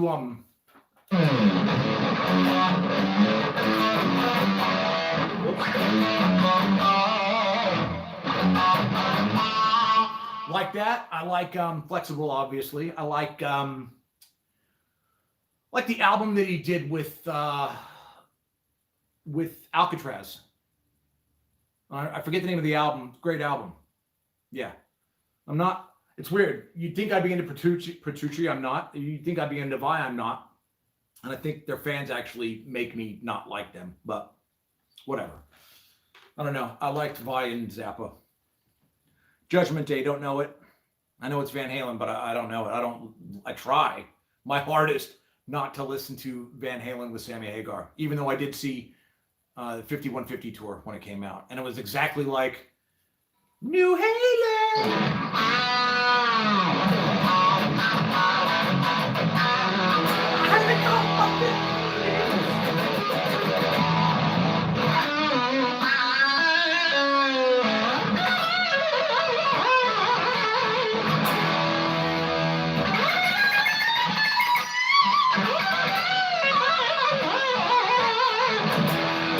There's only one way. There's only one way.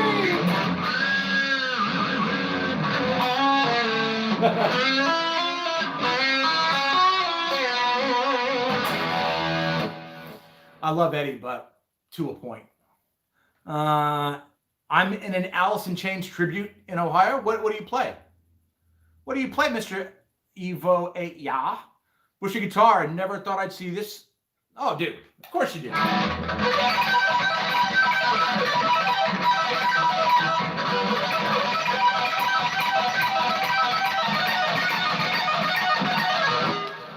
Bushy guitar, everybody. He is from the band Vanishing Point.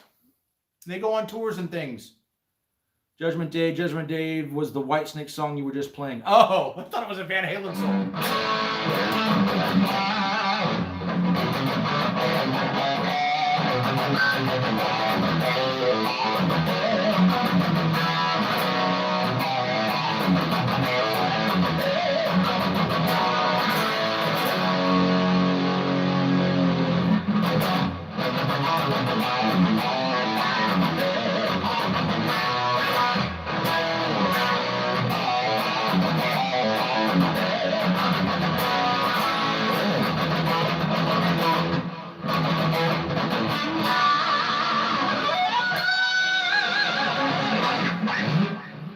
Yeah, let's hear some John Sykes. I met seeing you play live, but the live stream is awesome too. Oh, yeah.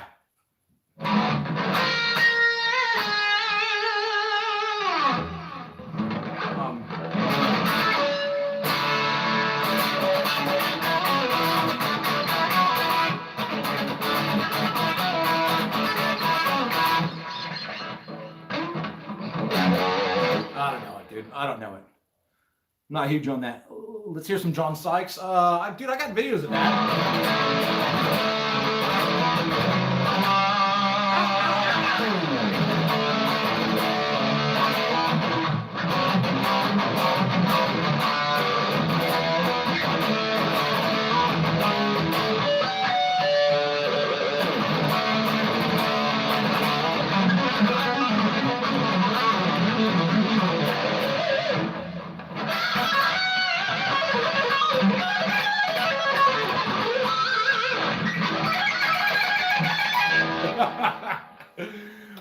You're not going to get gold out of me today.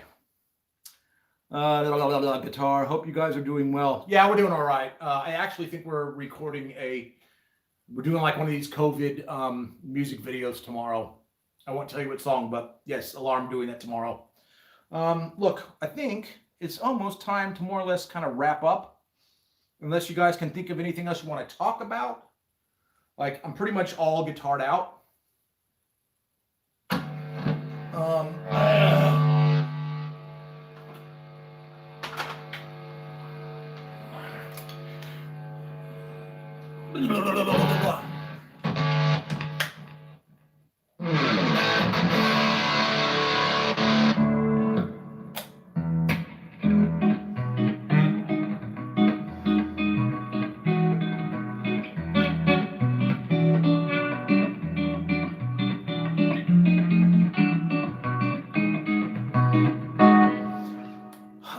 James Powell, what up? James Powell, the dude that's got the James Powell signature series. He's big into Randy Rhoads. So let's give him what he wants.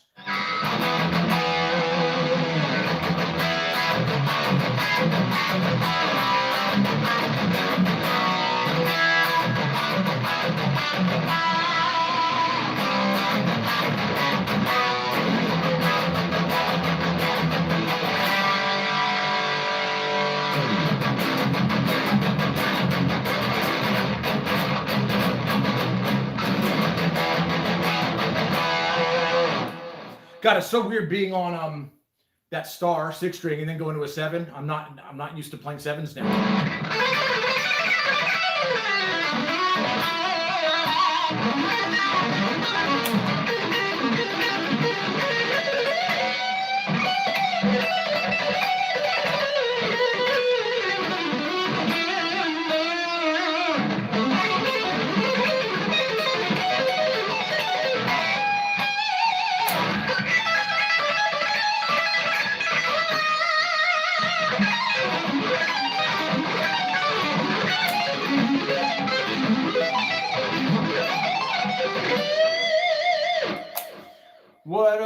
What's your favorite Eddie Van Halen guitar? The Star, without a doubt.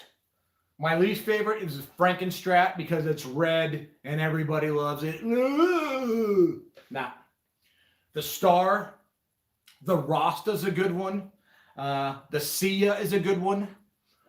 Some of the obscure ones on like Fair Warning that he brings out for like, you know, a second and a half. Those are good.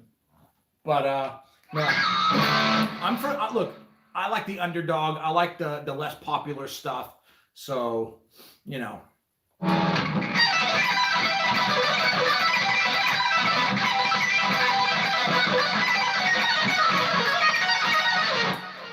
don't know. I'm running out of steam, fellas.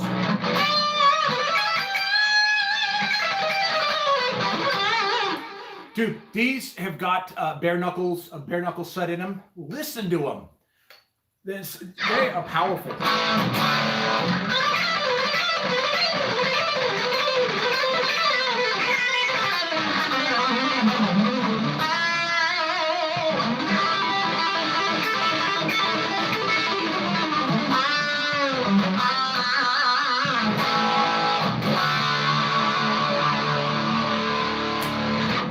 Oh, James Powell.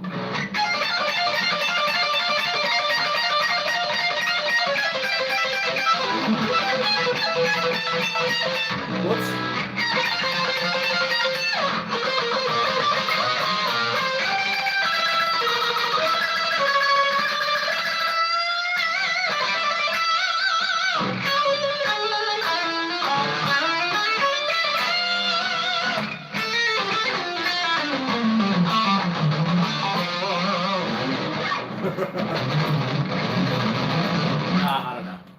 I don't know.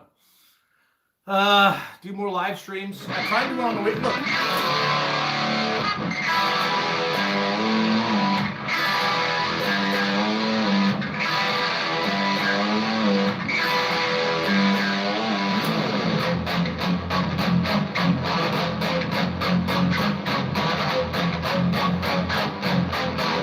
I'll try to do some down the track. Who's that?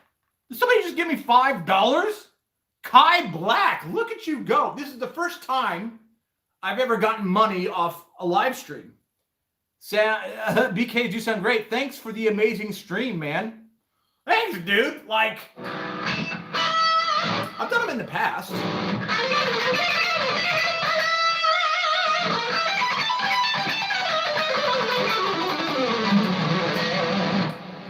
That's what $5 does. Let me see. Yeah, they do sound great. Master, Henry Macias.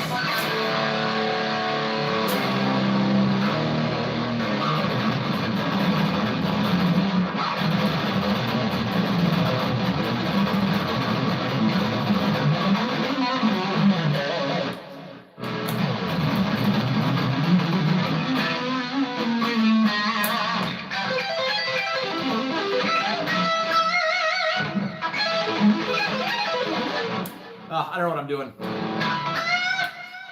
Let's see if my guitar playing.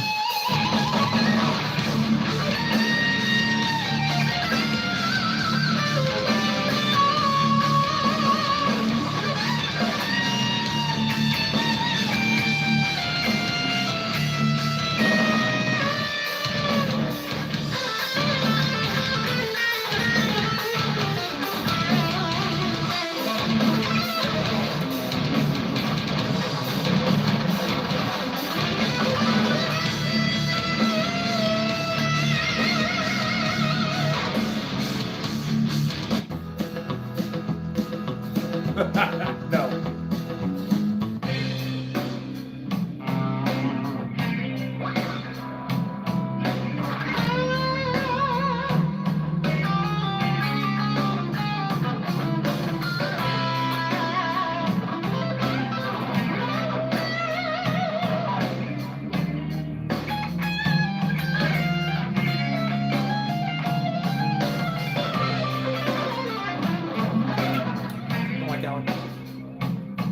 Master Fender amp is that you're playing sounds great. Fender G deck. So basically, it's got built-in backing tracks, and within the built-in backing tracks, it also gives you a guitar tone that will sound good over the backing track, and you can also tweak those. So.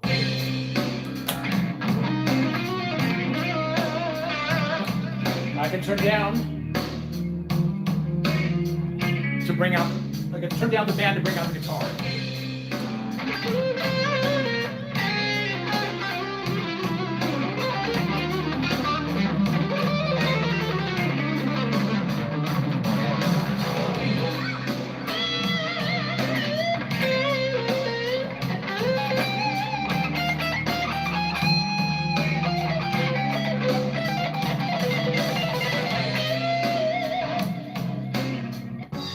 Some of them are good.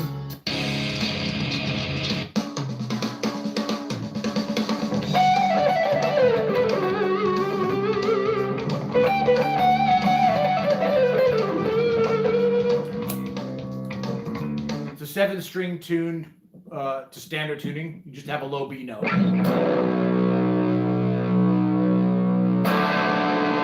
D, A, E, B.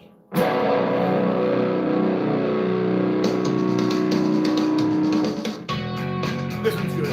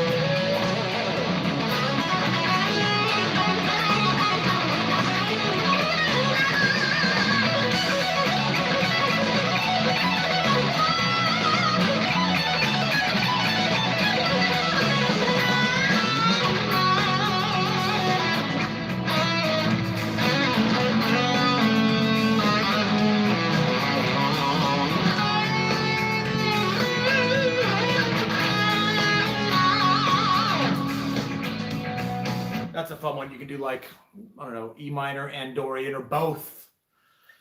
Or I'm sorry, F sharp.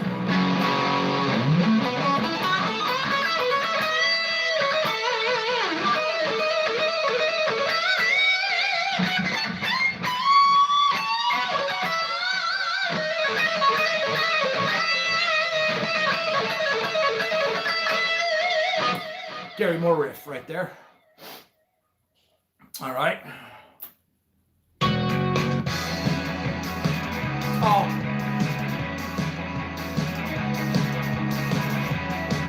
It's fun to try to get something going. Those are some tasty licks, man. Does your Fender have those tunes built in? Yeah. And you can also, there's an auxiliary out, so I think you can plug your phone into the back or some shit. I don't know how to do that because I'm dumb.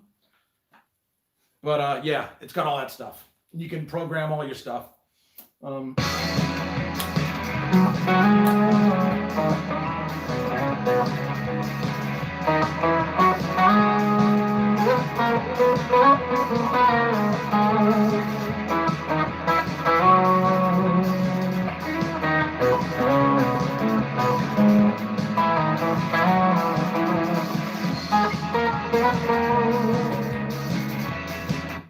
I don't know what.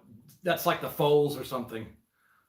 Wow, Kai Black. What? You didn't just give me another $5, did you? This might go to a horror shirt, I'll have you know. Right on. Those okay. Wow, that's so cool, man. My Roland Cube 40 does that with an auxiliary cable. Yeah, that's all you need. And then you just go onto YouTube, you type in like a backing track, and you go for broke. That's all it is. This next one is, I think, done by Dweezil Zappa. This is a fun one, but I'm not too keen on the key.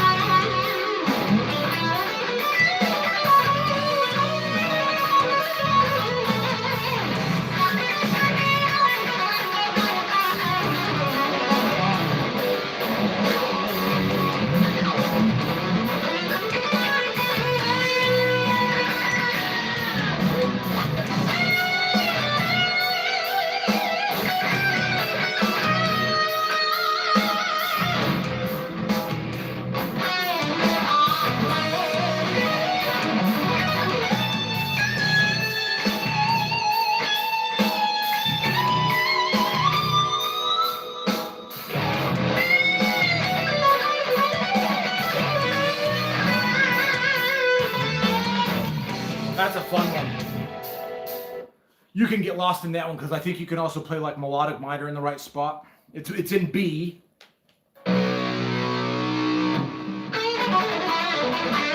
you do like a B pentatonic stuff. You do your B minor,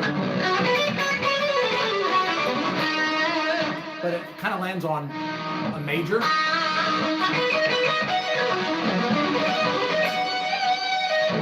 Which is B major.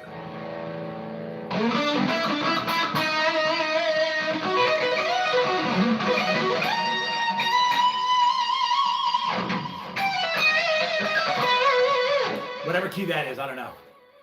I go by ear, man. I play by ear, bro. Like Mixolydian flat 6? Probably. Is that anything to do with like a melodic minor? Anyway. How did you learn to play all over the fretboard? Yeah, look, you put on a backing track and you got to play for long periods of time. Half of that was done, my eyes were closed. I don't think I'm feeling the music, but I kind of know my way around. Any tips to improve? Yeah, play the guitar. And you don't always, and treat yourself. It doesn't always have to be metronome scales. Hit this. This is your treat. You get to play music.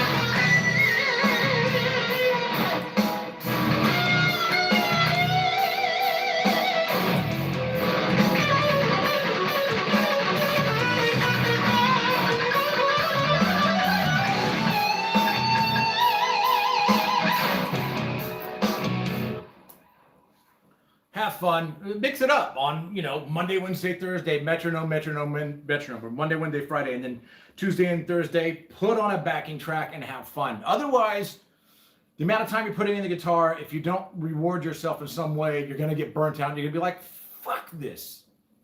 Am I right, Bushy Mario, or am I right? I don't know, dude. It's built into the Fender G deck. It's called Dweezil Mod something or other. So I'm thinking it's a Dweezil, done backing track. Okay, B Mixolydian flat 6. Cool. God, that sounds so good. Todd Tootie, music theory, all the keys. Todd Study, music theory, all the keys, circle of fifths, all of that. I still have to do the circle of fifths. I just know what I like, and I'll stick to that. Read Kai Black's comment underneath the donation. Study. Yeah, it's the same notes as E melodic minor. Oh, that makes sense. So it's E melodic minor. See, I would think of it as E melodic minor over B.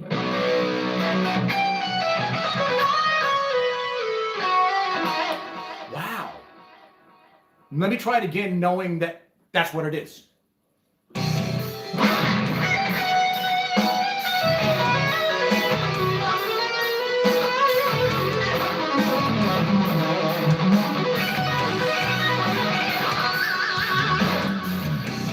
That's my favorite. That I made that up a lot. Well, I don't know if I made it up, but for a sweep, it's my favorite one to go to.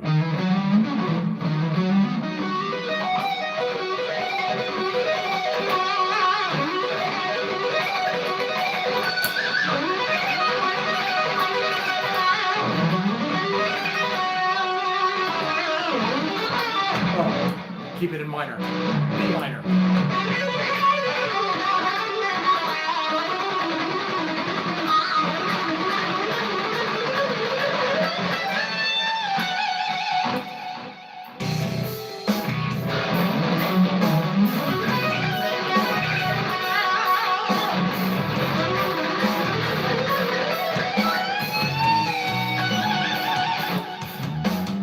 If you feel yourself going out of key, bend the shit out of a string, and then you'll figure it out.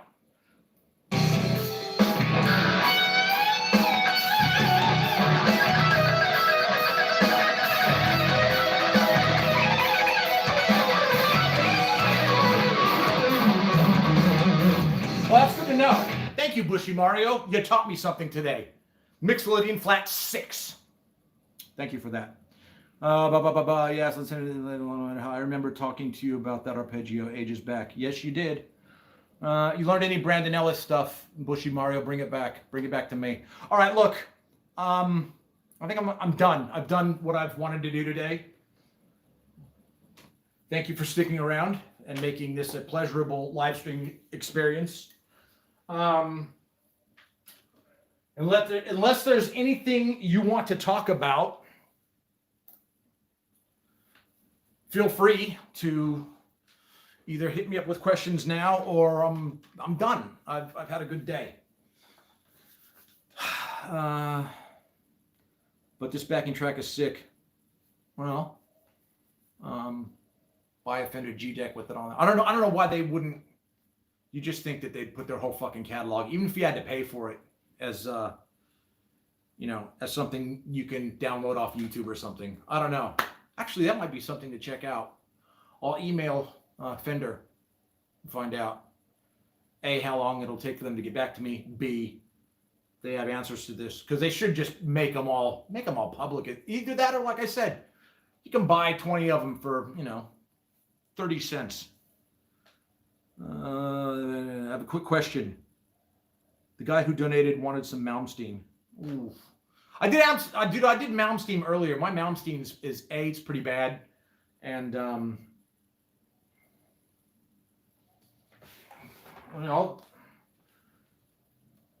dude gave me money. Fuck, I can at least try. Kai, don't be upset if I screw up Malmsteen, because he is a force. I'll do it on the.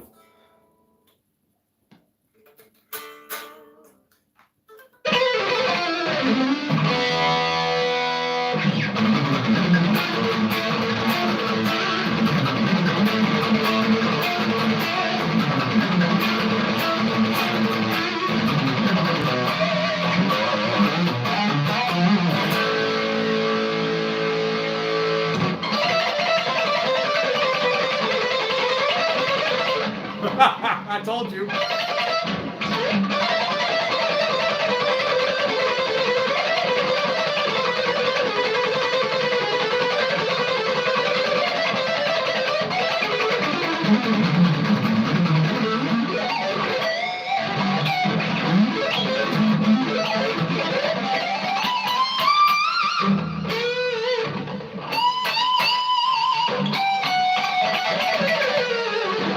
Whatever, dude.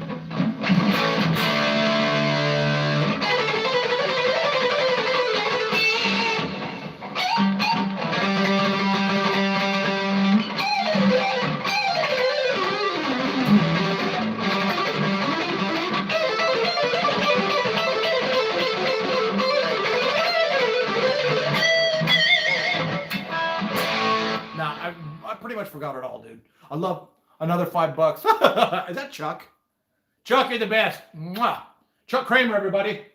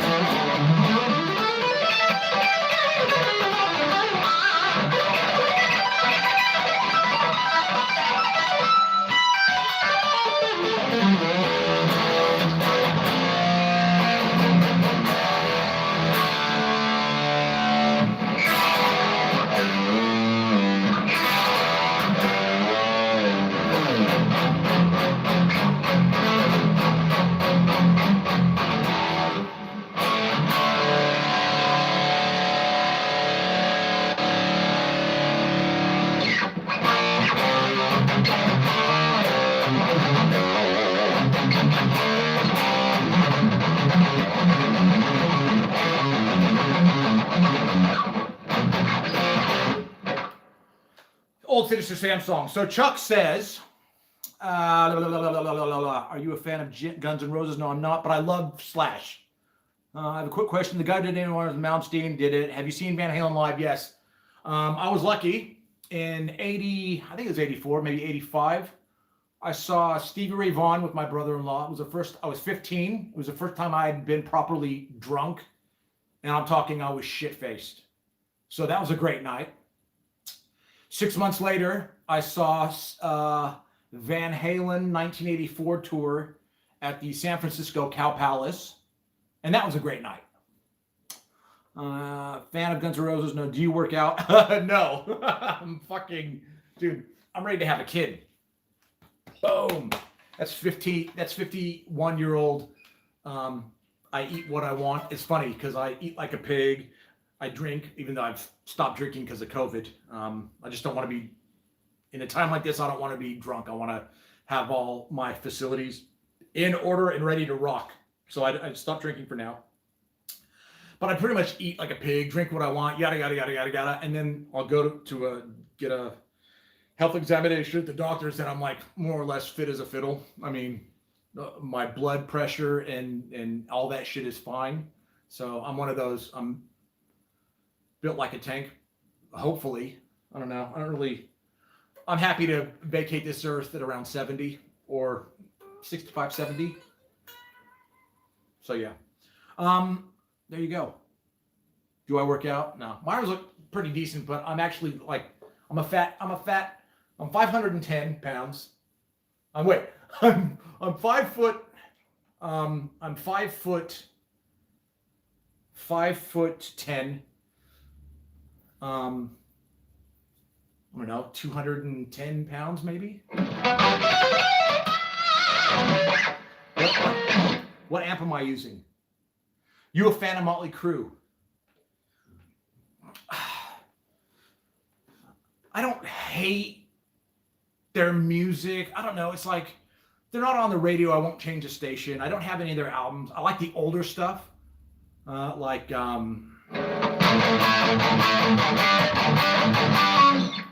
kind of stuff. I'm gonna turn this down a little bit. But I like I don't have any of their albums. I like Shout at the Devil era. I don't like what's that fucking Home Again, I'm Coming Home, or that's Ozzy, but Home Sweet Home. No, I don't like no, I'm not, no. But I appreciate the party vibe that they bring to the table. That makes sense? Yeah, I hope so. Dude, when it comes to liking bands, I'm a prick. Like if the guitar player has shit vibrato, I'm not listening. Or, you know, if the guitars don't have enough distortion, I'm not listening. I put a lot of stupid little, but then again, I try to get around that somehow and find something that, you know, try to find something I do like. Like Motley Crue, it's like, it's okay for chick, like they, you know, girls like it, they strip to it, all that shit. I get that. So I like that angle, but like musically, it doesn't do much. I do think Mick Mars is an underrated guitar player. I think he's pretty fucking badass, to be honest. I think he's pretty cool. I like Mick Mars. This is a Fender G deck. I don't know. Do a Google search or like I've done videos on this amp a lot.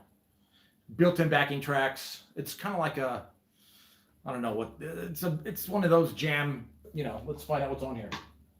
Oh. That is called the metronome.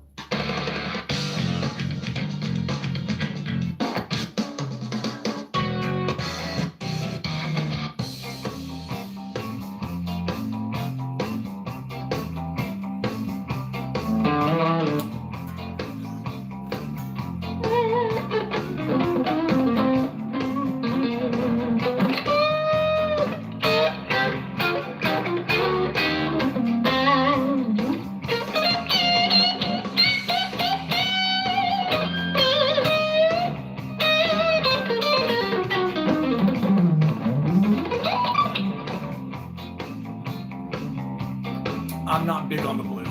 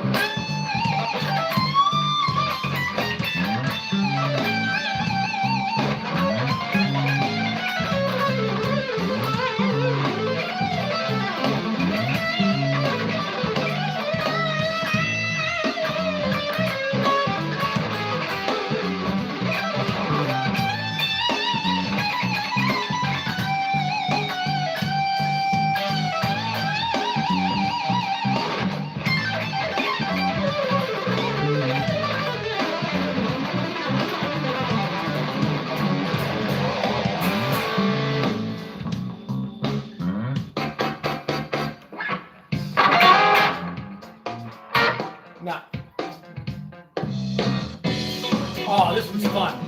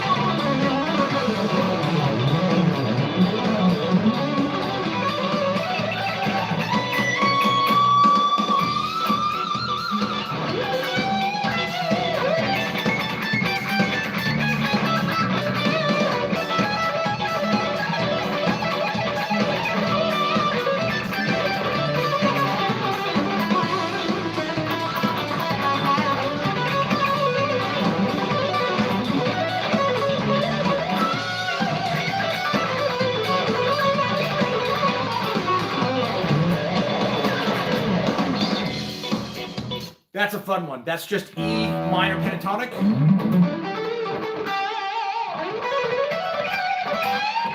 And then it goes to A, which is like a, it's like a Dorian, A Dorian, I guess. Which is kind of like, I don't know. It's fun. That's a fun one. Some of them aren't fun. That one I love. There's a Dweezil one on here that it sounds like Zappa Live, and it's just basically like a 12 bar blues, but just the way it's. I'll try and find it.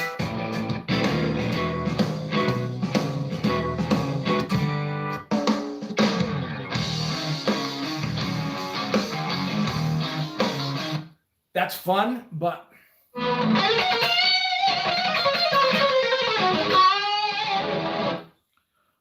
You practice on things for fun, or you just hold on. All right, let me just stop for a minute and read some of these things because I've gotten out of hand. Skid Row, Vince Neil, that's funny. Phantom All the Crew, Neil, Skid Row. Which bands don't you like, Doug? Yeah, I'm not fucking saying that on fucking social media. If you're a friend of mine and we're face to face, I'll go nuts. But what is it going to do if I don't like a band that you like? How does that? They're all opinions, right? So, you know. I can tell you the bands that I don't listen to a lot of, but I still keep trying. You know, like I said in the past, Dream Theater, but I try.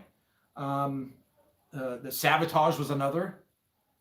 You know, but it's just opinion and ear and like when I've been exposed to it and what song was exposed to me and all that shit. And like opinions, yeah, they are like assholes. Everybody fucking has one and they are shit. Brenz, you practice on things for fun or are you just focusing on alarm content stuff? And if you didn't have either, would you play much? Do I practice on things? I don't practice, Rob.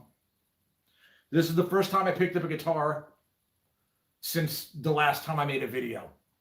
Like between work and hanging out with Alex and being in a small place, it's hard to have alone time. You know, so I don't. I only practice alarm stuff if we've got a gig, and then I play nothing but.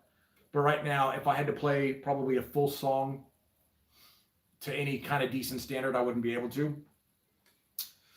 And I'd like to play more for fun. I'd like to do I'd love to do cranking up a backing track and just going for broke. That's what, if I didn't have a band right now, I would probably just completely do nothing but fuck around and play, just jam over the tops of stuff.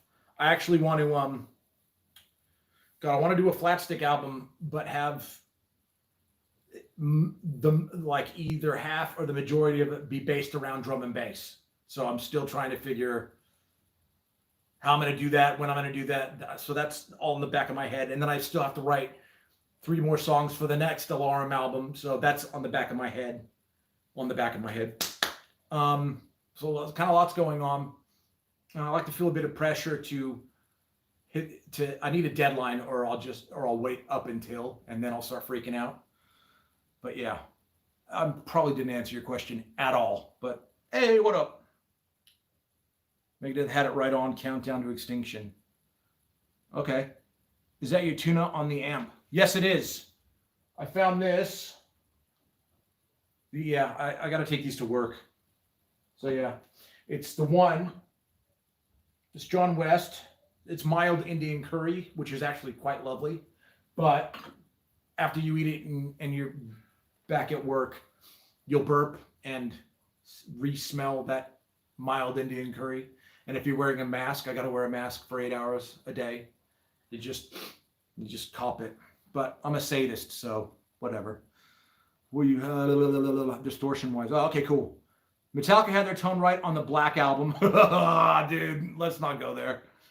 Justice tone sucked. True. Master Puppets was okay. But their tone on the Black album was great.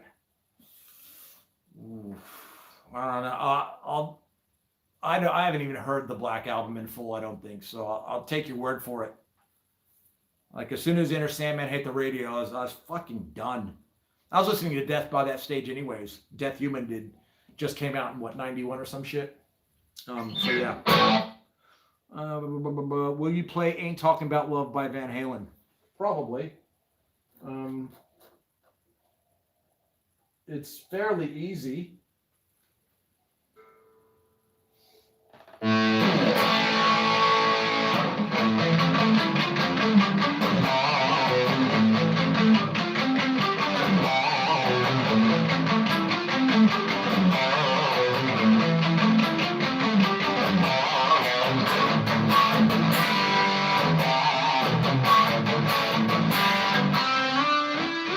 Hold on a second.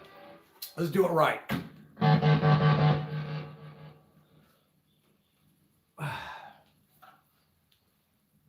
That guitar was in standard, number 1.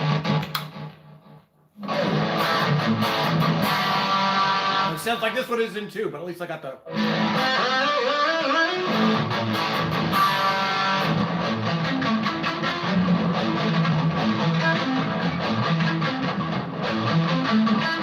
Jesus.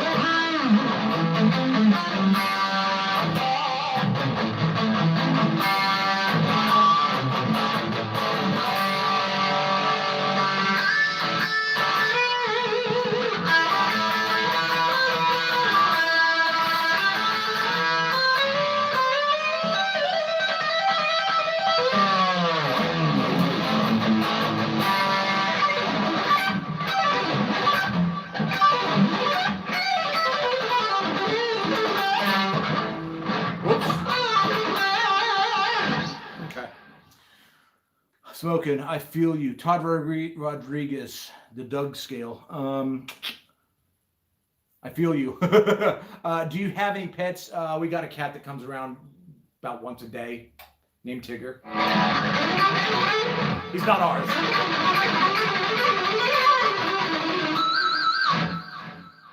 Tuna to this. If you could play some Scorpions.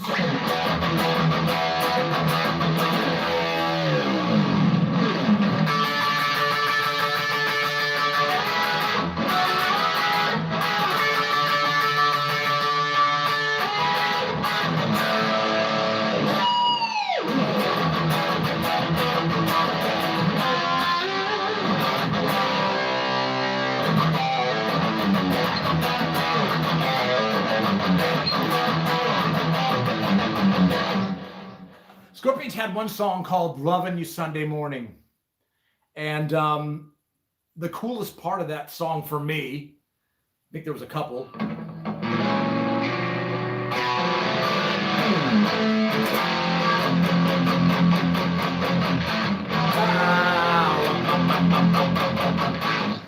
Then it was solo, and it's not the solo is awesome, like Matthias Jobs or whatever his name is. That dude is fucking awesome.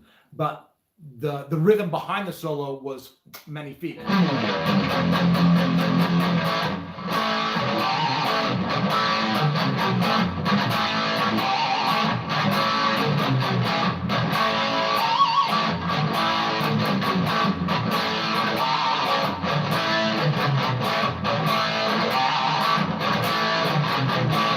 Love it. That's so fun to solo over.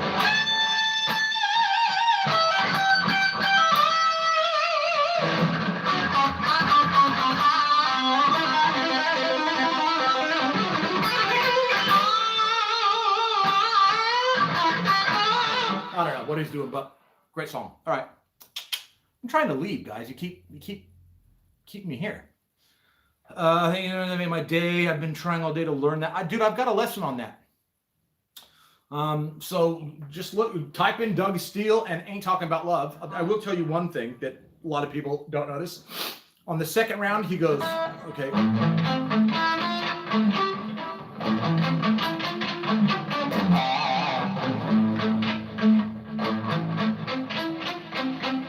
He hits that C note twice. He goes. That's the second time around. So it's a mistake that he kept in.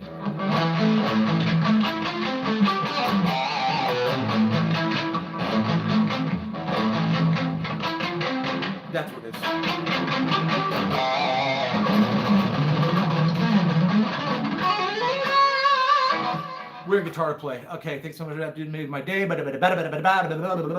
been playing for that long. What pedals do you use to get the Van Halen tone? Dude, you got to start. Email me. Email me and we'll talk about it. I'll make sure you're going down the right path. Doug.steele, steele with an E, at gmail.com. I'll put it in a pinned comment down below. But I'll make sure you're getting the right stuff so you don't spend $100 million fucking dollars on your gear. Beano, can you tune to this but not tuna fish? Oh, nice. Tune to this.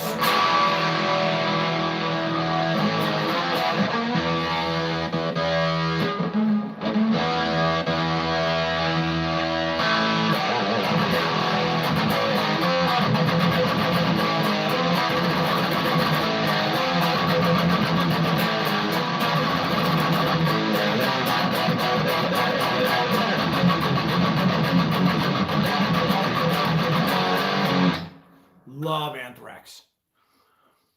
Play Heaven Sent solo. Did it earlier, not doing it again. Sorry, Flying Flip Knife. Play Celtic Frost, anything off Monotheist. I haven't even heard that whole album. I think I tried to hear the whole album, but I failed. I will try again later, but don't know anything, bro. Sorry, Satan says too. And I don't always listen to what Satan says, just most of the time. Do you know No One Like You?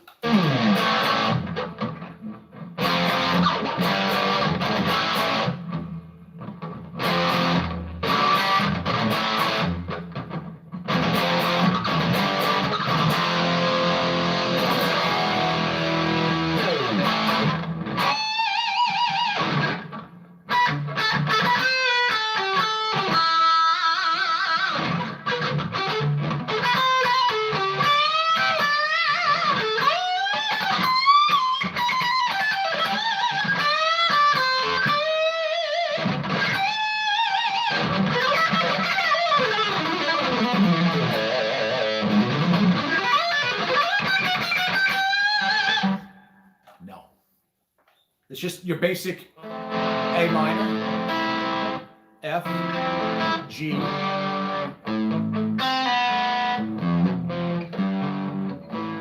A, F, G,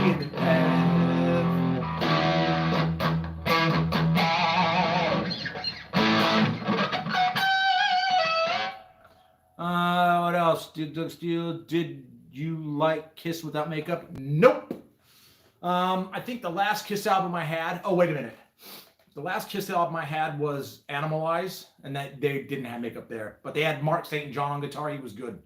No,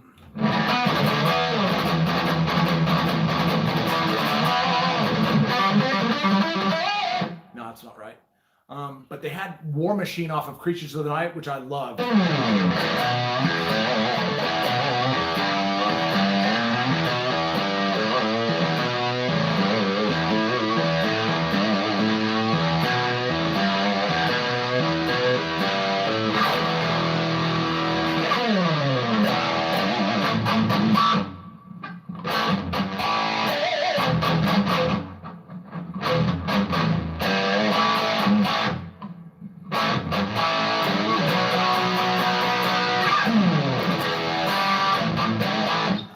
Love that song.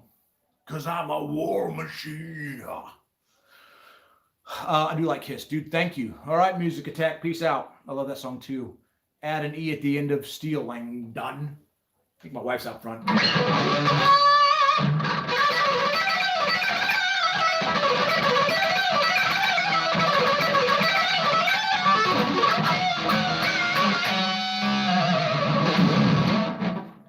I'll find out. My wife's out front. We're going to have to cut it loose.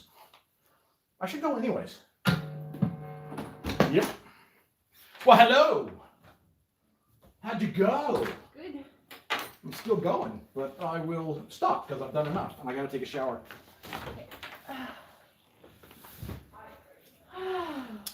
All right, kitties. Wife is home from picnic. She had fun. She was able to visit her bubble buddy. No, it wasn't my bubble buddy. Oh, it wasn't? That was just my friend. Okay. What are your thoughts when you heard Eruption? I was 13. That's everybody. That's all 25 people. Nice. 21 watching now. Yeah, I've shit my pants. I was 13. It was Christmas Day. I bought Van Halen 2. I had Van Halen 2. And then for Christmas, my parents got me the first Van Halen album, put it in, listened to Run with the Devil, and did not know that Eruption was coming up, and it blew my mind. So yeah, crazy, crazy shit. Anything else to say before I bail? No, look, I think that'll do it. Thanks for hanging out with me. I've had a lot of fun. I'm going to turn off my thing here. It's been fun, guys. Thanks for letting me play guitar and let loose and all that. If things go well, we'll see how we go. Like, I can't make any promises, but you know, if I can do this in the future, I absolutely will. So thanks for hanging out. And if you got in the middle, wait till this thing kind of does its thing, and then you can watch the whole thing.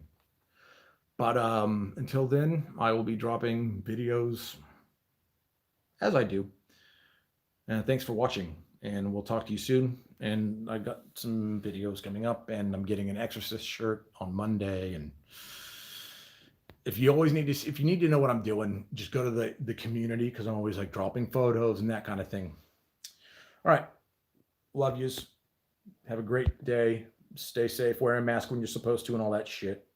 Oh, fuck, I don't even know how to turn this off. This will be fun. All right, dudes. Peace.